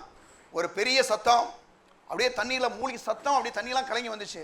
அப்போ உடனே எங்கிட்ட சொன்னாராம், அம்மா, நானும் ஒரு நாள் பாவி தான், ஏன் பாவமோ இந்த குளத்து தண்ணிக்குள்ளே எப்படி போயிடுச்சு, அதே போல் நான் சின்ன பாவம் ஒருவேளை செஞ்சிருக்கலாம், ஒருவேளை நீ பெரிய பாவம் நினைக்கக்கூடிய அந்த காரியங்களை செஞ்சிருக்கலாம். ஆனால் உன் பாவத்தையும் என் பாவத்தையும் இயேசு இந்த உலகத்தில் வந்து மனுஷனாக பிறந்து சிலுவையில் அடிக்கப்பட்டு ரத்தத்தை சிந்தி மரித்து உயிரோட இருந்து உன் பாவத்தெல்லாம் மன்னிச்சிட்டாரு இல்லையா?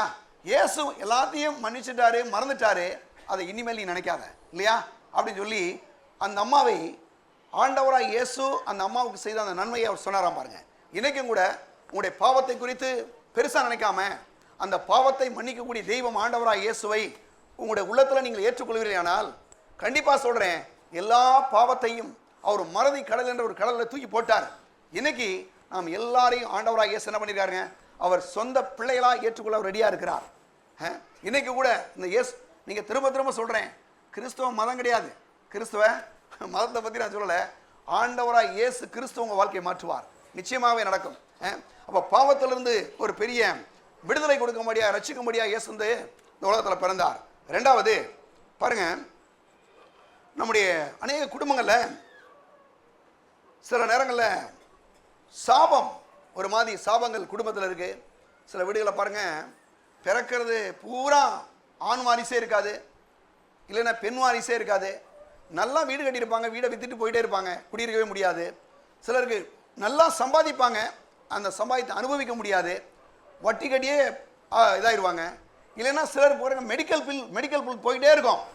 இதெல்லாம் என்னென்னா ஒரு விதமான சாபம். வேதம் சொல்லுது, மரத்தில் தூக்கப்பட்ட எவனும் சபிக்கப்பட்ட எழுபடி கிறிஸ்து நமக்காக சாபமாகி நியாயப்பிரமாணத்தின் சாபத்திலிருந்து நம்மை நீங்களாக்கி மீட்டுக் கொண்டார் என்று வேதம் சொல்லுது. இந்த வேளையில் கூட உங்கள் வாழ்க்கையில் அப்படிப்பட்ட ஏதாவது ஒரு சாபங்கள் இருக்குமே, ஆனால் ஆண்டவராக இயேசு கிறிஸ்து அதை மாற்ற வல்லவராக இருக்கிறார். நிறைய நீங்கள் முயற்சிக்கிறீங்களா, நீங்கள் முன்னேறணும் அப்படின்னு நினச்சிங்க, நல்ல ஒரு குடும்பத்தோடு வாழணும், மனைவியோடு வாழணும், பிள்ளைகளோட வாழணும், நல்ல கையில் பணத்தோடு வாழணும், நல்ல ஒரு வீடு கட்டணும், நல்ல ஒரு இடம் வாங்கணும், வீடு கட்டிக்கணும், பிள்ளைகள் நல்லா இருக்கணும் அப்படின்னு நீங்கள் நினைக்கிறீங்கன்னா நல்ல காரியங்க, அதுதான் கடவுள் நினைக்கிறார். ஆனால் இந்த சாபன்றது அநேகருடைய மக்களுடைய வாழ்க்கையை அழித்து கொண்டிருக்கிறது. இந்த சாபத்திலிருந்து ஆண்டவராக சொல்கிறார், மரத்தில் தூக்கப்பட்ட எவனும் சபிக்கப்பட்ட இல்லபடி கிறிஸ்து நமக்காக சாபமாகி நியாயப்பிரமாணத்தின் சாபத்திலிருந்து நம்மை நீங்களாக்கி மீட்டு கொண்டார் என்று வேதம் சொல்லுது. லூகாஸ் 13ஆம் அதிகாரத்தில் 10ஆம் வசனத்திலிருந்து 17ஆம் வசனம் வரைக்கும் ஒரு சம்பவம் நடக்குது. என்னன்னா, அது வந்து ஒரு அம்மா 18 வருஷமாய் கூனியாவே இருக்கிறா, அப்படியே கீழே குனிஞ்சிட்டே போறா, கீழே குனிஞ்சிட்டே வர்றா. ஆண்டவராக இயேசு வந்து வந்தார். வந்த மாத்திரத்தில் என்னாச்சு தெரியுமா, அந்த 18 வருஷமாய் கூனியா இருந்த அந்த அம்மாவை என்ன பண்ணாரு பாருங்க, அந்த அம்மா கூப்பிட்டாரு, நீ விடுதலையான்னு விரும்புறியான்னு கேட்டாரு. அந்த அம்மா என்ன பண்ணாங்க பாருங்க, உடனே அந்த பிசாசு கட்டி இருந்த அந்த கூன் அப்படியே இப்படி விழுந்துருச்சு பாருங்க. சிலருக்கு வந்து பார்த்தீங்கன்னா எவ்வளவுதான் சம்பாதிச்சாலும், நிறைய கையில் பணம் வந்தாலும் அந்த கையில் பணம் தங்க மாட்டேது. பார்த்தீங்களா, உங்கள் பேங்க் அக்கௌண்ட்டில் கூட பணம் இல்லாமல் போயிடுது. இன்னைக்கு சம்பாதிச்சுட்டு வந்தீங்கன்னா நாளை காலையிலே கூட காலியாகிட்டு ஒன்றும் இல்லாமல் இருக்காங்களே மக்கள். இதெல்லாம் ஒரு சாபம். ஆனால் இப்படிப்பட்ட ஒரு சாபத்திலிருந்து ஆண்டவராக இயேசு நம்மளை ஒவ்வொரு விடுதலையாக்கி இருக்கிறார். வேதம் சொல்லுது, குமாரன் உங்களை விடுதலையாக்கினால் நீங்கள் மெய்யாகவே விடுதலையாவீர்கள். ஒரு மெய்யான விடுதலையை இயேசு அந்த சாபத்திலிருந்து உங்களுக்கு கொடுக்க வல்லவராக இருக்கிறார். இன்னைக்கும் கூட பாருங்க, 18 வருஷமாய் கூனியார் அந்த பெண்ணை விடுவித்த தேவன் உங்க வாழ்க்கையிலே கூட அப்படிப்பட்ட ஒரு விடுதலை கொடுக்க வல்லவராக இருக்கிறார். பாருங்க, சாபத்திலிருந்து விடுதலை. மூன்றாவதாக அவர் வந்து வியாதியிலிருந்து ஒரு பெரிய விடுதலை கொடுக்கிறார். முதலாவது பாவம், இரண்டாவது சாபம், மூணாவது வியாதி. வியாதி அது ஒரு பெரிய சாபம். அந்த வியாதியிலிருந்து ஆண்டவராய் இயேசு மனுஷனை விடுவிக்கிறார். வேதம் சொல்லுது பாருங்க, 1 பேதுரு 2:24 சொல்லுது, நாம் பாவங்களுக்கு செத்து நீதிக்கு பிழைத்திருக்கும்படிக்கு இயேசு தாமே தமது சரீரத்திலே நம்முடைய பலவீனங்கள், நம்முடைய வியாதிகளை சுமந்து தீர்த்தார். இயேசு இந்த உலகத்தில் பிறந்தவருடைய இன்னொரு ஒரு நோக்கம் என்னன்னா, நம்முடைய எல்லாருடைய வியாதிகளையும் இயேசு சிலுவையிலே சுமந்து தீர்த்தார். எல்லாருடைய வியாதியை இயேசு சிலுவையிலே சுமந்து தீர்த்து விட்டார். இன்னைக்கு எப்பேற்பட்ட ஒரு வியாதியாக இருந்தாலும் அந்த வியாதியை இயேசு சுகமாக்க முடியும் என்று வேதம் சொல்லுகிறது.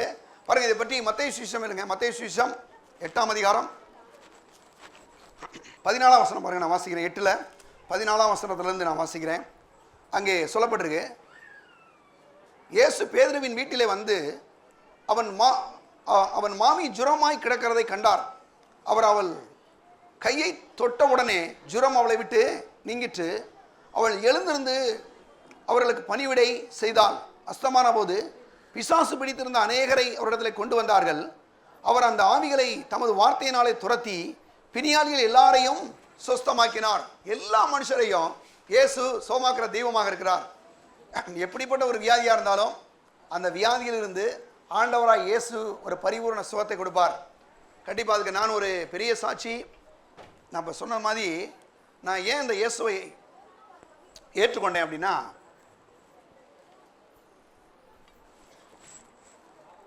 பாருங்கள், எனக்கு ஒரு பெரிய பிரச்சனை.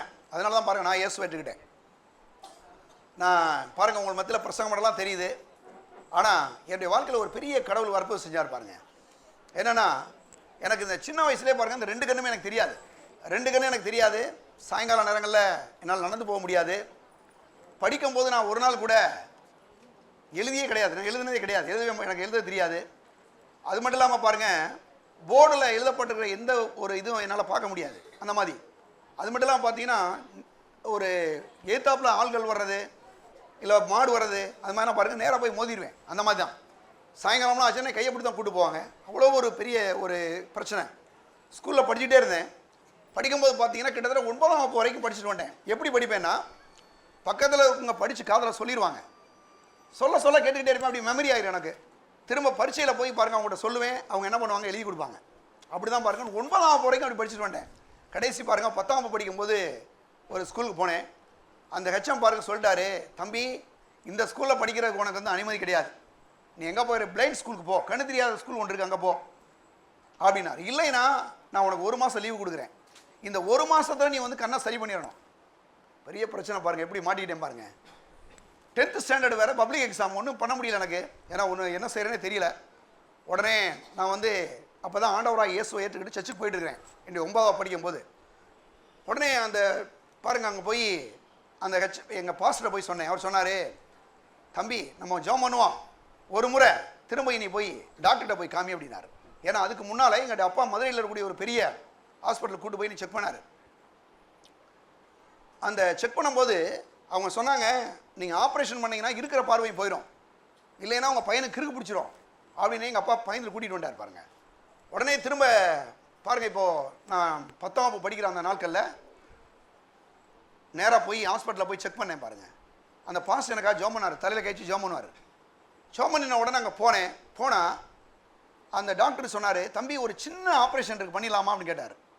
அதை வந்து எங்கள் வீட்டுக்கு சொன்னால் அவங்க எதிர்ப்பாங்க அப்படின்ட்டு நான் தைரியமாக பாருங்கள் சொல்லிட்டேன், சரி சார் பண்ணலாம் அப்படின்னு. உண்மையாகவே அருமையானவர்களே, நான் சொல்கிறேன், கிட்டத்தட்ட ஒரு 14-15 வயசு வரைக்கும் எனக்கு தூரத்தில் வர்ற ஆள்லாம் தெரியாது.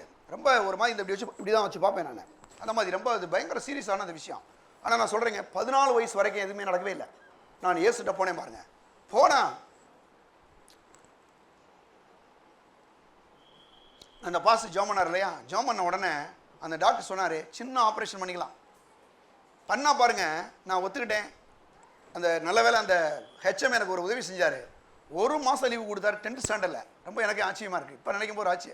1 மாதம் லீவு அனுமதிச்சார். இப்போ நீ போய் எப்படியாவது சரி பண்ணிட்டு வா அப்படின்னு. போனேன் பாருங்கள். போய் அந்த ஆப்ரேஷன் நடந்தது. உண்மையாக சொல்கிறேன், கர்த்தர் வந்து பெரிய ஒரு அற்புதத்தை செஞ்சார் பாருங்கள். 14 வயசு வரைக்கும் எனக்கு கண்ணு தெரியாமல் இருந்த எனக்கு ஒரு சின்ன ஆப்ரேஷன் பாருங்கள், கண் அவ்வளோ நல்லா தெரிய ஆரம்பிச்சிச்சு. எழுத்துக்களை படிக்க ஆரம்பித்தேன், நல்லா நடக்க ஆரம்பித்தேன். இப்போல்லாம் நான் பார்த்தீங்கன்னா எதிர்த்தாப்பில் வர்ற மாடு மேலே நான் மோதுகிற ஒரு ஆள். என் காரை நான் ஓட்டிகிட்டு போகிறேன், மதுரைக்கு கிட்டத்தட்ட 2 மணி நேரத்தில் 200 கிலோமீட்டர் கிராஸ் பண்ணுறேன். எப்படி ஓட்டுறேன்னு பாருங்கள். கார் அப்படி 120 சில நேரம் 130 கூட போயிருக்காரு. அவ்வளோ வேகமாக ஓட்டுறேன். இப்போ நல்ல பைக்கு காரு எல்லாம் ஓட்டுறேன். ஆனால் நான் சொல்கிறேங்க, ஒரு சின்ன பிரச்சனை கூட எனக்கு வந்ததே கிடையாது. இவ்வளோ இருக்கிறதுலே பெரிய ரொம்ப பொடி எழுத்து இந்த பைபிள் தான். ஆனால் கடவுள் பாருங்கள், எழுத்தே தெரியாது, போர்டில் இருக்கிறது எனக்கு தெரியாது. ஆனால் எனக்கு இருக்கிறதுல ஒரு சின்ன எழுத்து படித்து நான் வாரம் பிரசங்கம் பண்ணி என்னை கொண்டு விட்டார். எப்படி பார்த்தீங்களா? ஆண்டவராக இயேசு உங்கள் வாழ்க்கையில் அப்படி செய்ய முடியுங்க. எவ்வளோ பெரிய வியாதியாக இருக்கலாம், அந்த வியாதியிலிருந்து இயேசு நிச்சயமாக ஒரு மாற்றத்தை கொடுப்பார். நான் சொல்கிறேன், ஆண்டவராக இயேசு வேற சொல்லுது, தேவனாலே கூடாத காரியம் ஒன்றுமில்லை என்று வேற சொல்லுது. இந்த காலை வேளையில் கூட நான் உங்களுக்கு சொல்கிறேன், உங்களுக்கு எப்பேற்பட்ட வியாதியாக இருந்தாலும் இந்த இயேசுவாலை சுகமாக்க முடியும் என்பதை இந்த நாட்களில் நீங்கள் அறிந்து கொள்ளுங்கள். நான் சொல்கிறேன், எனக்கு செய்த இயேசு, அந்த நன்மை செய்த தெய்வம் நிச்சயம் உங்களுக்கு செய்வார். வேதம் சொல்லுது, நசரேயனாகிய இயேசுவை தேவன் பரிசுத்த ஆவியினாலும் பலமையினாலும் அபிஷேகம் பண்ணினார். தேவன் அவரோடு கூட இருந்தபடியினால் அவர் நன்மை செய்கிறவராயும் பிசாசின் வல்லமையில் அகப்பட்ட யாவரையும் குணமாக்குறவராய் சொல்லி இருந்தார். இயேசு கிறிஸ்து உங்களை ஒவ்வொருவரும் அவரை சோமாக்கக்கூடிய தெய்வமாக இருக்கிறார். பாருங்க, அந்த அந்த பாவம் சாபம் வியாதியிலிருந்து தேவன் விடுதலை கொடுக்க வல்லவராக இருக்கிறார். அதனால தான் இயேசு இந்த உலகத்தில் மனுஷனாக பிறந்து சிலுவையில் அடிக்கப்பட்டு ரத்தத்தை சிந்தி மரித்து உயிரோடு வந்து இயேசு இன்னைக்கு ஜீவிக்கிறார். இந்த இயேசுவை உங்கள் வாழ்க்கையிலே ஆண்டவராக ஏற்றுக்கொள்ளவில்லை ஆனால் எப்பேற்பட்ட ஒரு வியாதியாக இருந்தாலும் என்னை சோமாக்கின இயேசு நிச்சயமாக உங்களை சோமாக்க முடியும். நான்காவதாக, அநேகருடைய வாழ்க்கையிலே பலவிதமான கடன் பிரச்சனைகள் நிறைய. நம்ம ஊரில் மாதிரி பணப்பிரச்சனை மற்ற நாடுகள் இல்லைன்னு சொல்கிறாங்க. அவ்வளவு பணப்பிரச்சனைகள், எங்கே பார்த்தாலும் கடன் கடன். நீங்கள் பார்த்தீங்கன்னா கடன் கொடுக்கறதுக்கு எல்லா பேங்க்கும் அட்வர்டைஸ்மெண்ட் கொடுக்குறாங்க. எனக்கு ஒரு வாரத்துக்கு 2 தடவை கால் பண்ணிடுறான், சார் உங்களுக்கு எத்தனை லட்சம் வேணும், எங்கள் பேங்க் வாங்க. நான் சொல்கிறேன், எனக்கு ஒன்றுமே வேணாம், கடனாக இருக்கிறதுக்கு நான் விரும்பலன்னு சொல்கிறா. கேட்குறதே இல்லை சார். நிறைய பேங்க் மேனேஜர்ஸ் எனக்கு நண்பர்கள் எங்கள் வீட்டுக்கே சில நேரம்லாம் வருவாங்க, வந்து சொல்லுவாங்க, சார் நீங்கள் சொல்லுங்கள் சார் உங்களுக்கு எத்தனை லட்சம் வேணும். நான் சொன்னேன், ஒன்றுமே வேணாங்க, என்ன கடவுளை ஆசீர்வதிச்சிருக்கிறாரு. இல்லை சார் சும்மா வாங்கிக்கோங்க, சும்மா வாங்க. ஆனால் பாருங்கள், இன்றைக்கி இப்படி தான் மக்களை அட்வர்டைஸ்மெண்ட்டு யாருக்கு கொடுக்குறது? ஒன்று ஆஸ்பத்திரி கொடுக்குது, அடுத்து ரெண்டாவது என்ன கொடுக்குது? பேங்க்கு கொடுக்குது. என்ன பேங்க் கொடுக்குன்னா, நீங்கள் எங்கள் பேங்க்கில் வந்து கொஞ்சம் வட்டி, ஏன்னா அவங்க தொழில். நான் ஒரு பேங்க் மேனேஜர் பேசுகிறேன், சொன்னார், என்ன பாச செய்கிறது, உங்கள்கிட்ட வாங்கினா தான் நாங்கள் கொடுக்க முடியும். அவங்க ஒன்றும் தவறாக செய்யலை, நல்லா தான் செய்கிறாங்க. ஆனால் கடன் கொடுக்க எல்லா பேங்க் இன்னைக்கு முன் வந்துட்டாங்க இல்லையா? பேங்க்கு மட்டும் இல்லைங்க, அதை விட மோசம். பேங்க்காவது பரவாயில்ல, கர்த்தருக்கு ஸ்தோத்திரம் பண்ணிக்கலாம். இன்னைக்கு வட்டி பயங்கரமான வட்டி. 5 வட்டி, 10 வட்டி, 15 வட்டி, மீட்டர் வட்டி. கேள்விப்பட்டிருக்கீங்களா மீட்டர் வட்டினா? இன்னைக்கு காலையில் 1000 ரூபா வாங்கினா சாயங்காலம் 1100 ரூபா கொடுக்கணும். இன்னைக்கும் பெரம்பலூர் மார்க்கெட்டில் அந்த வட்டி போய்கிட்டு இருக்கு. அங்கே வியாபாரம் பண்ணுறவங்களா 1000 ரூபா வாங்கினா சாயங்காலம் 1100 ரூபா கொடுப்பாங்க. அடுத்த நாள் 200 ரூபா கொடுக்கணும் வட்டி. இப்படி பலவிதமான வட்டிகள் மக்களை வந்து அழிக்குது. ஆண்ட சொல்றாரு, அவர் ஐஸ்வர்யமுள்ளவராக இருந்தும். ஒரு வசனத்துக்கு நம்ம போகலாம், சீக்கிரமாக நாம் முடிக்க போகிறோம். 2 கொரிந்தியர் 8ஆம் அதிகாரம் 9ஆம் வசனம். நம்முடைய கர்த்தராகிய இயேசு கிறிஸ்துவின் கிருபையை அறிந்திருக்கிறீர்களே, அவர் ஐஸ்வர்யமுள்ளவராக இருந்தும் நீங்கள் அவருடைய தரித்திரத்தினாலே ஐஸ்வர்யமுள்ளபடிக்கு உங்கள் நிமித்தம் தரித்திரர் ஆனாரே. நம்ம வந்து ஐஸ்வர்யனாக்கும்படி அவர் ஐஸ்வர்யமுள்ளவராக இருந்தும் நம்ம நிமித்த சிறுவையில் நம்ம தரித்திரர் ஆனார். இன்னைக்கு நான் சொல்கிறேன், உங்கள் வாழ்க்கையில் இருக்கக்கூடிய கடன் பிரச்சனைகள், உங்கள் வாழ்க்கையில் இருக்கக்கூடிய பணம் பிரச்சனைகள், இன்னைக்கு அநேக இடங்களில் இந்த பண பிரச்சனை அநேகரை தற்கொலைக்குள்ளே தூண்டி விடுகிறது. ஆனால் அருமையான நான் சொல்கிறேன், ஆண்டவராய் சொல்கிறாருங்க, அவர் நம்முடைய கர்த்தராகிய இயேசு கிறிஸ்துவின் கிருபையை அறிந்திருக்கிறீர்களே, அவர் ஐஸ்வர்யமுள்ளவராக இருந்தும், பாருங்க, அவர் ஐஸ்வர்யமுள்ளவராக இருந்தும் பாருங்க, நீங்கள் அவருடைய தரித்திரத்தினாலே ஐஸ்வர்யவான்களாகும்படிக்கு உங்கள் நிமித்தம் இயேசு சிலுவையிலே தரித்திரரானாரே. நம்முடைய எல்லாருடைய தரித்திரத்தையும் எல்லாருடைய கடன் பிரச்சனையும் இயேசு மாற்ற வல்லவராக இருக்கிறார். சகோதர சகோதரிகளே, இந்த நாட்களில் கூட உங்கள் வாழ்க்கையிலே சில கடன் பிரச்சனைகள், நீங்கள் செய்கிற தொழில்களில் நீங்கள் முன்னேற முடியலையா, நீங்கள் சில பிரச்சனையோடு இருக்கிறீங்களா, இந்த கடன்காரனுக்கு நான் என்ன பதில் சொல்லணும்னு நீங்கள் நினைக்கிறீங்களா? ஆண்டவராக இயேசு கிறிஸ்து உங்களுடைய கடனை அவர் தீர்த்து கொள்ள முடிய வல்லவராக இருக்கிறார். ஒரு முறை பாருங்க, கிரெக்ட் அலெக்சாண்டர், அதை பற்றி அவர் கேள்விப்பட்டிருப்பீங்க, பெரிய ஒரு படையுடைய தலைவர். ஒரு நாள் பாருங்க, அவருடைய அந்த கேம்புக்கு வந்தாராம், மிலிட்ரி கேம்புக்கு வரும்போது அந்த படை வீரர்கள்ட்ட சொல்லியிருப்பாராம், நைட்டில் யாருடைய கூடாரத்துலையும் வந்து லைட் எரியக்கூடாது, ஏன்னா இல்லைன்னா எதிர்ப்படை வந்து அழிச்சிடும் அப்படின்னு சொன்னாராம். சொல்லும்போது அதில் ஒரே ஒரு போரவனுடைய கூடாரத்தில் மட்டும் லைட் எரிஞ்சான் பாருங்க. லைட் அப்படியே எரிஞ்சுட்டே இருக்குது, அப்படியே விளக்க கொருத்தி வச்சுட்டு அப்படியே இருந்தாலே எரிஞ்சோன்னா பாருங்க, அங்கேருந்து வந்து அலெக்சாண்டர் வந்து பார்த்தாராம். பார்த்துட்டு அவனை போய் அவனுக்கு ஏதாவது ஒரு தண்டனை கொடுக்கணும் அப்படின்னு நினச்சாராம். ஆனால் பக்கத்தில் வந்து பார்த்தா அப்படியே ஒரு டேபிளில் கையை வச்சுட்டு அப்படியே தூங்கிட்டான் அந்த ஆள். தூங்கி பார்த்தா ஒரு பெரும் ஒரு லிஸ்ட்டு எழுதிக்கிட்டே இருந்தவன், அப்படியே பாருங்க எழுதுனவன் என்ன எழுதியிருக்கானா, நான் யார்கிட்ட எவ்வளோ கடை வாங்கினேன், இவ்வளோ பேருக்கு இவ்வளோ கடை இருக்குது, இவ்வளோ கடை இருக்குது அப்படின்னு வரிசை எழுதியிருந்தானா. எழுதி முடிச்சு கடைசி ஒன்று போட்டிருந்தானா, இந்த கடனை தீர்க்கிறது யார் அப்படின்னு ஒரு கேள்வி கூடியோடு அப்படி வச்சுட்டு அப்படி தூங்கிட்டானா. அங்கேருந்து வந்தான் அலெக்சாண்டர். வந்துட்டு பார்த்துட்டு அந்த லிஸ்ட் எடுத்து பார்த்துட்டு அந்த கேள்விக்கு பக்கத்தில் த கிரெக்ட் அலெக்சாண்டர்னு கையெழுத்து போட்டு போயிட்டாரான். போன உடனே பாருங்க, அவன் எந்திரிச்சு பார்த்தானா பாருங்க, ஐயோ அலெக்சாண்டர் வந்திருக்காரே, நம்ம என்ன பண்ணுறது அப்படின்னு கீழே எழுதியிருந்தாராம், நாளைக்கு என்னுடைய கஜானாவில் வந்து நீ என்ன பண்ணிக்க, உன் கடனுக்கான எல்லா பணத்தையும் வாங்கின்னு சொல்லிட்டாரான். எப்படி பாருங்க, பாருங்க, இந்த பேப்பரை தூக்கிட்டு ஓடுனான் அந்த ஆளு. ஓடுனா ஒரே நாள்லங்க அவருடைய கையெழுத்து நிமித்தம் அவன் தலையெழுத்தை ஆண்டவர் மாத்திட்டார். போனாங்க, அந்த அலெக்சாண்டர் பணம் எல்லாத்தையும் கொடுத்து மாத்திட்டார். பணத்தை எல்லாருடைய பணத்தை செட்டில் பண்ணியாச்சு. நான் சொல்றேன், இன்னைக்கும் கூட அலெக்சாண்டரை விட பெரியவர் இருக்கிறார், ஆண்டவராய் இயேசு கிறிஸ்து. உங்களுடைய எவ்வளவு பெரிய கடன் பிரச்சனையா இருந்தாலும் அந்த கடன் பிரச்சனையை நீக்கும்படி அவர் கையெழுத்து போடல. உங்களுடைய கடன் பிரச்சனை நீக்கும்படி கல்வாரி சிலுவையில் இந்த 2 கரங்களையும் ஆணிகள் அடிக்கப்பட்டது, அவருடைய கால்களிலே ஆணிகள் அடிக்கப்பட்டது, அவருடைய சிரசிலே முள்ளுகள் அடிக்கப்பட்டது, அவருடைய விழாவிலே குத்தப்பட்டது. ஏன் இயேசு உலகத்தில் பிறந்தார்?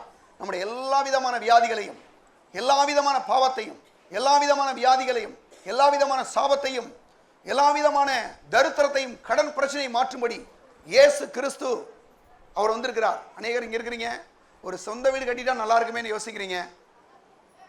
அதை கட்ட முடியாம பல காலங்கள் போயிட்டு இருக்கிறீங்க. ஆனா சொல்றேன், ஆண்டவராக இயேசுட்ட வாங்க, கண்டிப்பா உங்களுக்கு சொந்த வீட கொடுப்பாரு. எங்க சர்ச்சுக்கு நிறைய பேர் வர்றாங்க. வர்றவங்கெல்லாம் வாடகைக்கு வருவாங்க, இல்லை ஏதாவது வருவாங்க. கொஞ்ச நாளில் இடத்த வாங்கி வீடு கட்டிடுவாங்க. நானும் மக்களுக்கு இடம் வாங்குறது, வீடு கட்டுறதுக்கு போய் ஜெபம் பண்ணிட்டே தான் இருக்கிறேன். இப்போ கூட வீடு கட்டிட்டு இருக்கிறாங்க. இப்போ தான் ஒருத்தர் கட்டி முடிச்சாங்க, இப்போ அடுத்து நான் ஆரம்பிச்சிட்டாங்க, தொடர்ந்து கட்டி போயிட்டே இருக்கிறாங்க, இடம் வாங்குறாங்க. ஏன்னா அநேகருக்கு இது ஒரு பெரிய கனவு. ஆனால் அதை பிசாசு நிறைவேற்ற முடியாத தடை பண்ணுறான். ஆனால் ஆண்டவராக இயேசு கிறிஸ்து அந்த சாபத்திலிருந்து விடுதலையாக்குறார் இல்லையா? விடுதலையாக்கி நான் சொல்கிறேன், சொந்த வீடு இல்லாதவங்களுக்கு சொந்த வீடு அவரால் கொடுக்க முடியுங்க. கர்த்தர் இயேசு அப்படி செய்யக்கூடியவர். இந்த இடத்துக்கு நீங்கள் வருவீங்கன்னா, நான் சொல்கிறேன், இந்த இயேசுவை ஏற்றுக்கொள்வீங்கன்னா உங்களுடைய எல்லா விதமான தரித்திரத்திலிருந்தும் ஒரு பெரிய விடுதலையை கொடுக்கிறார். கடைசியாக ஒன்னே ஒன்று பார்த்து முடிக்க போகிறோம். அநேகருக்கு சமானம் இல்லை, ஒரு நிம்மதி இல்லாத ஒரு வாழ்க்கை. பாருங்க, இதை பற்றி ஏசாயா 53:5 சொல்லுது, நம்முடைய மீறல் நிமித்தம் இயேசு அடிக்கப்பட்டார், நம்முடைய அக்கிரமங்கள் நிமித்தம் இயேசு சிலுவையிலே நொறுக்கப்பட்டார், நமக்கு சமானத்தை உண்டு பண்ண ஆக்கினை அவர் மீது வந்தது, அவருடைய காயங்களால் குணமாகிறோம் என்று. அருமையானவர்களே, ஆண்டவராய் இயேசு கிறிஸ்து நாம் ஒவ்வொருவருக்காக இந்த உலகத்தில் மனுஷனாய் பிறந்தது மாத்திரமல்ல, நம்முடைய பிரதிநிதியாக இயேசு சிலுவையில் அடிக்கப்பட்டு இரத்தத்தை சிந்தி மரித்து உயிரோடு இருந்து இயேசு இன்னைக்கும் ஜீவிக்கிறார். இந்த இயேசு கிறிஸ்துடன் நீங்கள் வரும் பொழுது உங்களுடைய எல்லா விதமான சமான கேடுகளையும் மாற்றி போடுவார். அநேகருக்கு நிம்மதியே இல்லை, ஒரு சமானமே இல்லை, சரியா தூங்க வர மாட்டுது, நைட்டில் எந்திரிச்சு அப்படியே உட்காந்துட்டு இருக்கிறாங்க. ஒரு மாதிரி பயம், கவலை, எதிர்காலத்துக்கு என்ன பண்ண போகிறோம், பிள்ளைகளுக்கு திருமணம் பண்ணணுமே, பிள்ளைகளுக்கு ஒரு நல்ல ஒரு வீடு கட்டணுமே, இப்படிலாம் பலவிதமான ஒரு ப்ரெஷரில் மக்கள் இருக்கிறாங்க. இருக்கிறதுலையே பாருங்க, நிறைய பேர் ப்ரெஷர் மாதிரியே போட்டுக்கிறாங்க. ப்ரெஷர் ஓவர் ஆயிடுது, ஓவர் ஆகி கவலைப்பட்டு கவலைப்பட்டு கவலைப்பட்டு ப்ரெஷர் ஆகி ரொம்ப கஷ்டத்தில் இருக்கிறாங்க. ஆனால் அவர் சொல்றாரு, இதோ சமானத்தை வைத்து விட்டு போறேன், இந்த உலகம் கொடுக்கிற பிரகாரம் அல்ல, என்னுடைய தேவ சமானத்தையே உனக்கு கொடுக்கிறேன். அவருடைய சமாதானங்க. குடிக்கிறவங்களுக்கு இல்லைங்களேன், காலையில் குடிச்சிட்டா சாயங்காலம் நம்ம ஊரில் சொல்கிறாங்க, குடிகாரம் பேச்சு விடிஞ்சா எல்லாருக்குமே தெரியுமே, உங்களுக்கு தெரிஞ்சிருக்கும். ஏன்னா குடிக்கிற வரைக்கும் சமானமாக இருக்கிற மாதிரி தெரியும். பஞ்சாயத்துலாம் ரொம்ப அன்பாக பேசுவாங்க, காலையில் நினச்சா பாருங்க ஓவோன்னு கத்தி சண்டை போட்டுருவாங்க. அவ்வளோதான் அதோடைய சமாதானம். ஆனால் அருமையானவர்களே, இயேசு இருக்கிறார் இல்லையா, அவர் உங்களுக்கு என்னைக்குமே நித்தியமான ஒரு சமாதானத்தை கொடுக்கிறார். ஏன் சொல்லுது, என்னுடைய சமாதானம் என்னது, அவர் சொல்றாரு, இந்த உலகம் கொடுக்கிற பிரகாரம் அல்ல, என்னுடைய தேவ சமானத்தையே உனக்கு கொடுக்கிறேன். ஏன் சமானம் அப்படின்றாரு. அந்த சமானம் ஒரு நாள் நம்மளை விட்டு போகாதுங்க. ஒரு முறை ஒரு ஒரு ஒரு சர்க்கஸ் கோமாளி ஒருத்தர் வந்தாராம் டாக்டர்கிட்ட, மனத்தத்துவ நிபுணர்கிட்ட வந்தார். அவர் சொன்னாராம், சார் எனக்கு சரியா தூக்கம் வர மாட்டுது, ஒரே பயமாக இருக்குது, ஒரு மாதிரி நிம்மதியே இல்லை, என்ன பண்ணுறேனே தெரில அப்படின்னு புலம்பிட்டு இருந்தாராம். அவர் உடனே மனத்தத்துவ டாக்டர் ஒருவங்க டேப்லெட்ஸ்லாம் கொடுத்தாரு. கொடுத்துட்டு சொன்னாராம், சரி ரொம்ப தூக்கம் வரலைன்னா அந்த பக்கத்தில் சர்க்கஸ் நடக்குது இல்லையா, அங்கே போங்க, அங்கே ஒரு பப்புன்னு ஒருத்தர் இருக்கிறார், அவர் எல்லாரையும் நல்லா சிரிக்க வைக்கிறாருனாராம். இவர் சொன்னாராம் அந்த பப்புன்னு, சார் அந்த பப்பு நான் தான் சார், ஊருக்கெல்லாம் சிரிப்பு உண்டாக்குறேன், ஆனால் என் வாழ்க்கை சிரிச்சு போச்சு, ஒரு மாதிரி எல்லாம் ரொம்ப மோசமாக போயிட்டு இருக்கு அப்படின்னு சொன்னாராம். ஆண்டவராக பாருங்க, நான் சொல்கிறேன், இப்படி இன்னைக்கு அநேகர் ஏதோ பண்ணி சமானத்தை பெற்றுக்கொள்ளலாம்னு நினைக்கிறாங்க. ஆனால் ஆண்டவராக இயேசு சொல்கிறாரு, இதோ சமானத்தை வைத்து விட்டு போகிறேன், இந்த உலகம் கொடுக்கிற பிரகாரம் அல்ல, என்னுடைய தேவ சமானத்தையே உனக்கு கொடுக்கிறேன் என்று சொல்கிறார். ஒரு முறை பாருங்க, மார்க்கு சுவிசேஷம் 5ஆம் அதிகாரத்தில் சொல்லப்பட்டிருக்கு, ஒரு பெரும்பாடு என்ற வியாதியால் பிடிக்கப்பட்ட ஒரு பெண் வந்தா, அவளுக்கு 12 வருஷமா பெரும்பாடு என்ற வியாதி. இயேசுவை பற்றி அவள் கேள்விப்படுறா, உதிரப்போக்கு அதிகமாயிடுச்சு, எல்லா டாக்டர்கிட்டையும் போனால் எல்லாம் அவருடைய இடத்தெல்லாம் விற்றா, அவருடைய நிலத்தெல்லாம் விற்றா, அவர் வீடெல்லாம் விற்றா, அவருடைய கூட எல்லா பணத்தையும் போய் டாக்டர்கிட்ட கொடுத்தா. ஆனால் கடைசி வரைக்கும் சுகமாகவே இல்லை. கடைசி ஆண்டவராய் இயேசுவை குறித்து அவள் கேள்விப்பட்டாள். கேள்விப்பட்டுட்டு சொன்னா, இந்த இயேசு கிறிஸ்து போய் நான் பார்த்தேன்னா, அவரை போய் நான் தொட்டேன்னா, இல்லை அவருடைய வஸ்திரத்தையாவது நான் தொட்டேன்னா நான் சுகமாயிருவேன் அப்படின்னு அவள் அப்படியே சொல்லிக்கிட்டே போனான். போய் அங்கே போய் இயேசு போட்டிருந்த அந்த ட்ரெஸ்ஸை போய் இப்படி தொட்ட மாத்திரத்திலேயே அவளுக்கு இருந்த 12 வருஷமாக இருந்த அந்த பெரும்பாடு என்ற வியாதி அற்புதமாக சுகமாயிடுச்சு உடனடியாக. உடனே இயேசு சுற்றிலும் இப்படி பார்க்குறாரு. பார்த்த உடனே யார் என்ன தொட்டதுன்னு கேட்குறாரு. சீசர்லாம் சொல்கிறாங்க, என்ன ஆண்டவரே இவ்வளோ பேர் சூழ்ந்துருக்கிறாங்க, என்னை தொட்டது யாருன்னு சொல்கிறீங்களே அப்படின்னு கேட்டாங்க. இல்லை யாரோ ஒருத்தர் என்னை விசுவாசத்தோடு தொட்டாங்க அப்படின்னு பார்த்தோன்னா அந்த அம்மா சொன்னா, ஆண்டவர் இயேசுவே நான் தான் உங்களை தொட்டேன். என் வாழ்க்கையில் 12 வருஷமாய் பெரும்பாடு என்ற வியாதி, இந்த வியாதினால் எனக்கு நிம்மதியே இல்லை, சமானமே இல்லை, தூங்க முடியல, ஒன்றுமே பண்ண முடியல, நிம்மதியே போச்சு. எல்லாம் என்கிட்ட இருந்த எல்லா பணமும் இடமும் நிலமும் வீடும் எல்லாம் போயிடுச்சு. எனக்கு யார் சுகத்தை கொடுப்பாரு நினச்சேன். ஆனால் உங்களை பற்றி கேள்விப்பட்டேன், நான் உங்கள்கிட்ட வந்துட்டேன், உங்களை தொட்ட மாத்திரத்தில் நான் சோமாயிட்டேன்னு வந்த உண்மையெல்லாம் சொன்னா. ஏன் சொன்னார், மகளே என்னது உன் வியாதி நீங்கி சமானத்தோடே, மகளே உன் விசுவாசம் உன்னை ரசித்தது, நீ சமானத்தோடே போ அப்படின்னாரு. நான் சொல்கிறேன், இயேசு கிறிஸ்துவிடம் இந்த நாளில் அப்படி யாராவது வந்திருந்தீங்கன்னா நான் சொல்கிறேங்க, உங்களுக்குள்ள ஒரு பெரிய சமானத்தை இயேசு கொடுக்குறார். உங்களுக்கு வியாதினால கஷ்டமா, ஒருவேளை கடன் பிரச்சனையா, ஒருவேளை சாபமா, பாவத்தினால கஷ்டப்பட்டுட்டு இருக்கிறீங்களா, ஆண்டவராய் இயேசு கிறிஸ்து உங்கள் வாழ்க்கையை மாற்றுகிற தெய்வமாக இருக்கிறார். நான் திரும்ப சொல்கிறேங்க, உங்களை நான் ஏதோ இந்த மதத்தில் சரிங்கன்னு சொல்லலை, ஆனால் ஆண்டவராய் இயேசு எனக்கு எவ்வளவோ நன்மை செய்திருக்கிறார். நான் என்னுடைய 14 வயசில் இயேசுவை ஏற்றுக்கிட்டேன். இன்ன வரைக்கும் எனக்கு குறையில்லாதபடி நடத்தி கொண்டே வருகிறார். நான் சொல்கிறேங்க, எனக்கு செய்த ஆண்டவர் உங்களுக்கு அந்த நன்மை கண்டிப்பாக செய்வார், நிச்சயமாக செய்வார். இங்கே வந்திருக்கிற ஒவ்வொருவருக்கும் நான் சொல்கிறேன், பாவம் சாபம் வியாதி தரித்திரம் சமான கேடு எல்லாவற்றிலிருந்தும் உங்களை விடுவிக்கும்படி இந்த ஆண்டவராய் இயேசு இன்று கர்த்தராய் பாருங்கள், வேற சொல்லுது, ஆதியிலே வார்த்தை இருந்தது, அந்த வார்த்தை தேவனிடத்திலிருந்து, அந்த வார்த்தை தேவனாக இருந்தது, அந்த வார்த்தை மாமிசமாகி கிருபையினாலும் சத்தியத்தினாலும் நிறைந்தவராய் நமக்குள்ளே வாசம் பண்ணினார். அந்த இயேசு தான் இந்த உலகத்தில் மாமிசத்தில் வெளிப்பட்டார். அவள் ஒரு குமாரனை பெறுவாள், அவருக்கு இயேசு என்று பெயரிடுவாயாக, அவர் தமது ஜனங்களின் பாவங்களை நீக்கி ரட்சிப்பார். இன்றைக்கும் கூட உங்களுடைய பாவத்தில் சாபத்தில் வியாதியில் தரித்திரத்தில் உங்களுடைய எல்லா கடன் பிரச்சனையில் உங்களுடைய சமான கேட்டில் இருந்து இயேசு விடுதலை கொடுப்பார். நீங்கள் செய்கிற தொழிலில் ஒரு முன்னேற்றம் இல்லையா, நான் சொல்கிறேன், இந்த இயேசுகிட்ட வாங்க. இங்கே எத்தனை பேர் தொழிலில் தோற்று போய் தற்கொலைக்கு போனவங்கலாம் இன்றைக்கி கோடீஸ்வரராக மாறிட்டாங்க. உண்மையாகவே அநேகருக்கு வேலை இல்லாமல் படிச்சுட்டு 2-3 டிகிரி படிச்சுட்டு இருந்தாங்க. அவங்கெல்லாம் இன்றைக்கி பார்த்தீங்கன்னா ஒரு பைசா லஞ்சம் கொடுக்காம வெறும் 5000 ரூபா சம்பளம் வாங்கிட்டு இருந்தவங்க இன்றைக்கி மாதம் 80,000 ரூபா சம்பளம் வாங்குறாங்க கவர்மெண்ட்டில். எந்த ஒரு பைசா எங்கேயும் கொடுக்கலங்க. அப்படிலாம் இங்கே நடக்குது. நான் சொல்கிறேன், உங்கள் வாழ்க்கையிலே தேவன் அப்படி செய்ய முடியும். இந்த இயேசுவுக்கு ஒரு ஒரு ஒப்பு கொடுங்க. இயேசுவே நீ என் உள்ளத்தில் வாரும், எனக்கு உதவி செய்யும் ஆண்டவரே, என் ஆண்டவராக ஏற்றுக்கொள்கிறேன் என்று அழைப்பு கொடுங்கள். கர்த்தராய் பாருங்கள், தாவீதின் பிறந்த இயேசு கிறிஸ்து அவர் உங்களுடைய ஒவ்வொருடைய இதயத்தில் பிறக்கட்டும். ஒவ்வொருவரும் இந்த ஆண்டவராக இயேசுவை ஆண்டவராக ஏற்றுக்கொள்ளுங்கள். ஒவ்வொரு நாளையும் ஞாயிற்றுக்கிழமை இங்கே ஆராதனை நடக்கிறது, வாங்க. நான் சொல்கிறேன், இயேசு கிறிஸ்து உங்களுடைய வாழ்க்கையை மாற்றுவார். கர்த்தர் உங்களை ஆசீர்வதிப்பார். எல்லாரும் அப்படியே எழுந்து நிற்போம். எல்லாரும் எழுந்து நிற்போம். உங்களுக்காக நாங்கள் ஜெபம் பண்ண போகிறோம். எல்லாரும் கண்ணை மூடுங்க. யாராவது புதிதாக வந்துடுறீங்களா? புதுசாக வந்தவங்க மட்டும் அப்படியே கையை உயர்த்தி அப்படியே வச்சுங்க. இன்றைக்கி தான் நான் புதுசாக இங்கே வந்திருக்கிறேன், இது வரைக்கும் எனக்கு இயேசுவை பற்றி தெரியாது. உங்களுக்காக நாங்கள் ஜெபம் பண்ண போகிறோம். ஹல்லேலூயா, உம்மை ஸ்தோத்திரிக்கிறோம். அருமையானவர்களே, இப்போ கையை உயர்த்தின எல்லாரும் என் கூட சேர்ந்து ஒரு சின்ன ஜெபத்தை சொல்லலாம். சரியா? என் கூட சேர்ந்து ஜெபிக்கலாமா? சொல்லுங்க. இயேசுவே என்னுடைய ஆண்டவர், என் பாவத்தெல்லாம் உங்க இரத்தத்தினால கழுவுங்க. இயேசுவே என்னை உங்க பிள்ளையாக ஏற்றுக்கொள்ளுங்க. இயேசுவின் நாமத்தில் ஜெபிக்கிறேன் பிதாவே, ஆமென். பரலோக பிதாவே, உம்மை துதிக்கிறோம், உமக்கு நன்றி செலுத்துகிறோம். நல்லவரே, இந்த நாளில் ஆண்டவரே உம்முடைய சபைக்கு உம்முடைய ஆலயத்துக்கு வந்திருக்கிற ஒவ்வொரு மக்களுக்காக நன்றியோடு ஸ்தோத்தரிக்கிறோம். ஆமாண்டவரே, கர்த்தாவே, இன்று கர்த்தராய் இயேசு கிறிஸ்து என்ன ரட்சகர் தாவீதின் பிறந்திருக்கிறார் என்று வாசிக்கிறோமே. ஆதியிலே வார்த்தை இருந்த, அந்த வார்த்தை தேவனிடத்தில், அந்த வார்த்தை தேவனார்ந்தன்னு வாசிக்கிறோமே. இந்த வார்த்தையாகி இயேசு கிறிஸ்து ஒவ்வொருடைய இருதயங்களையும் கர்த்தாவே, நீர் கர்த்தாவே நீர் கர்த்தாவே ஒவ்வொருவருக்குள்ளேயும் நீ பிரவேசித்து ஒவ்வொருவரையும் கர்த்தாவே நீர் ஆசீர்வதிக்க முடியாது நாங்கள் ஜெபிக்கிறோம்.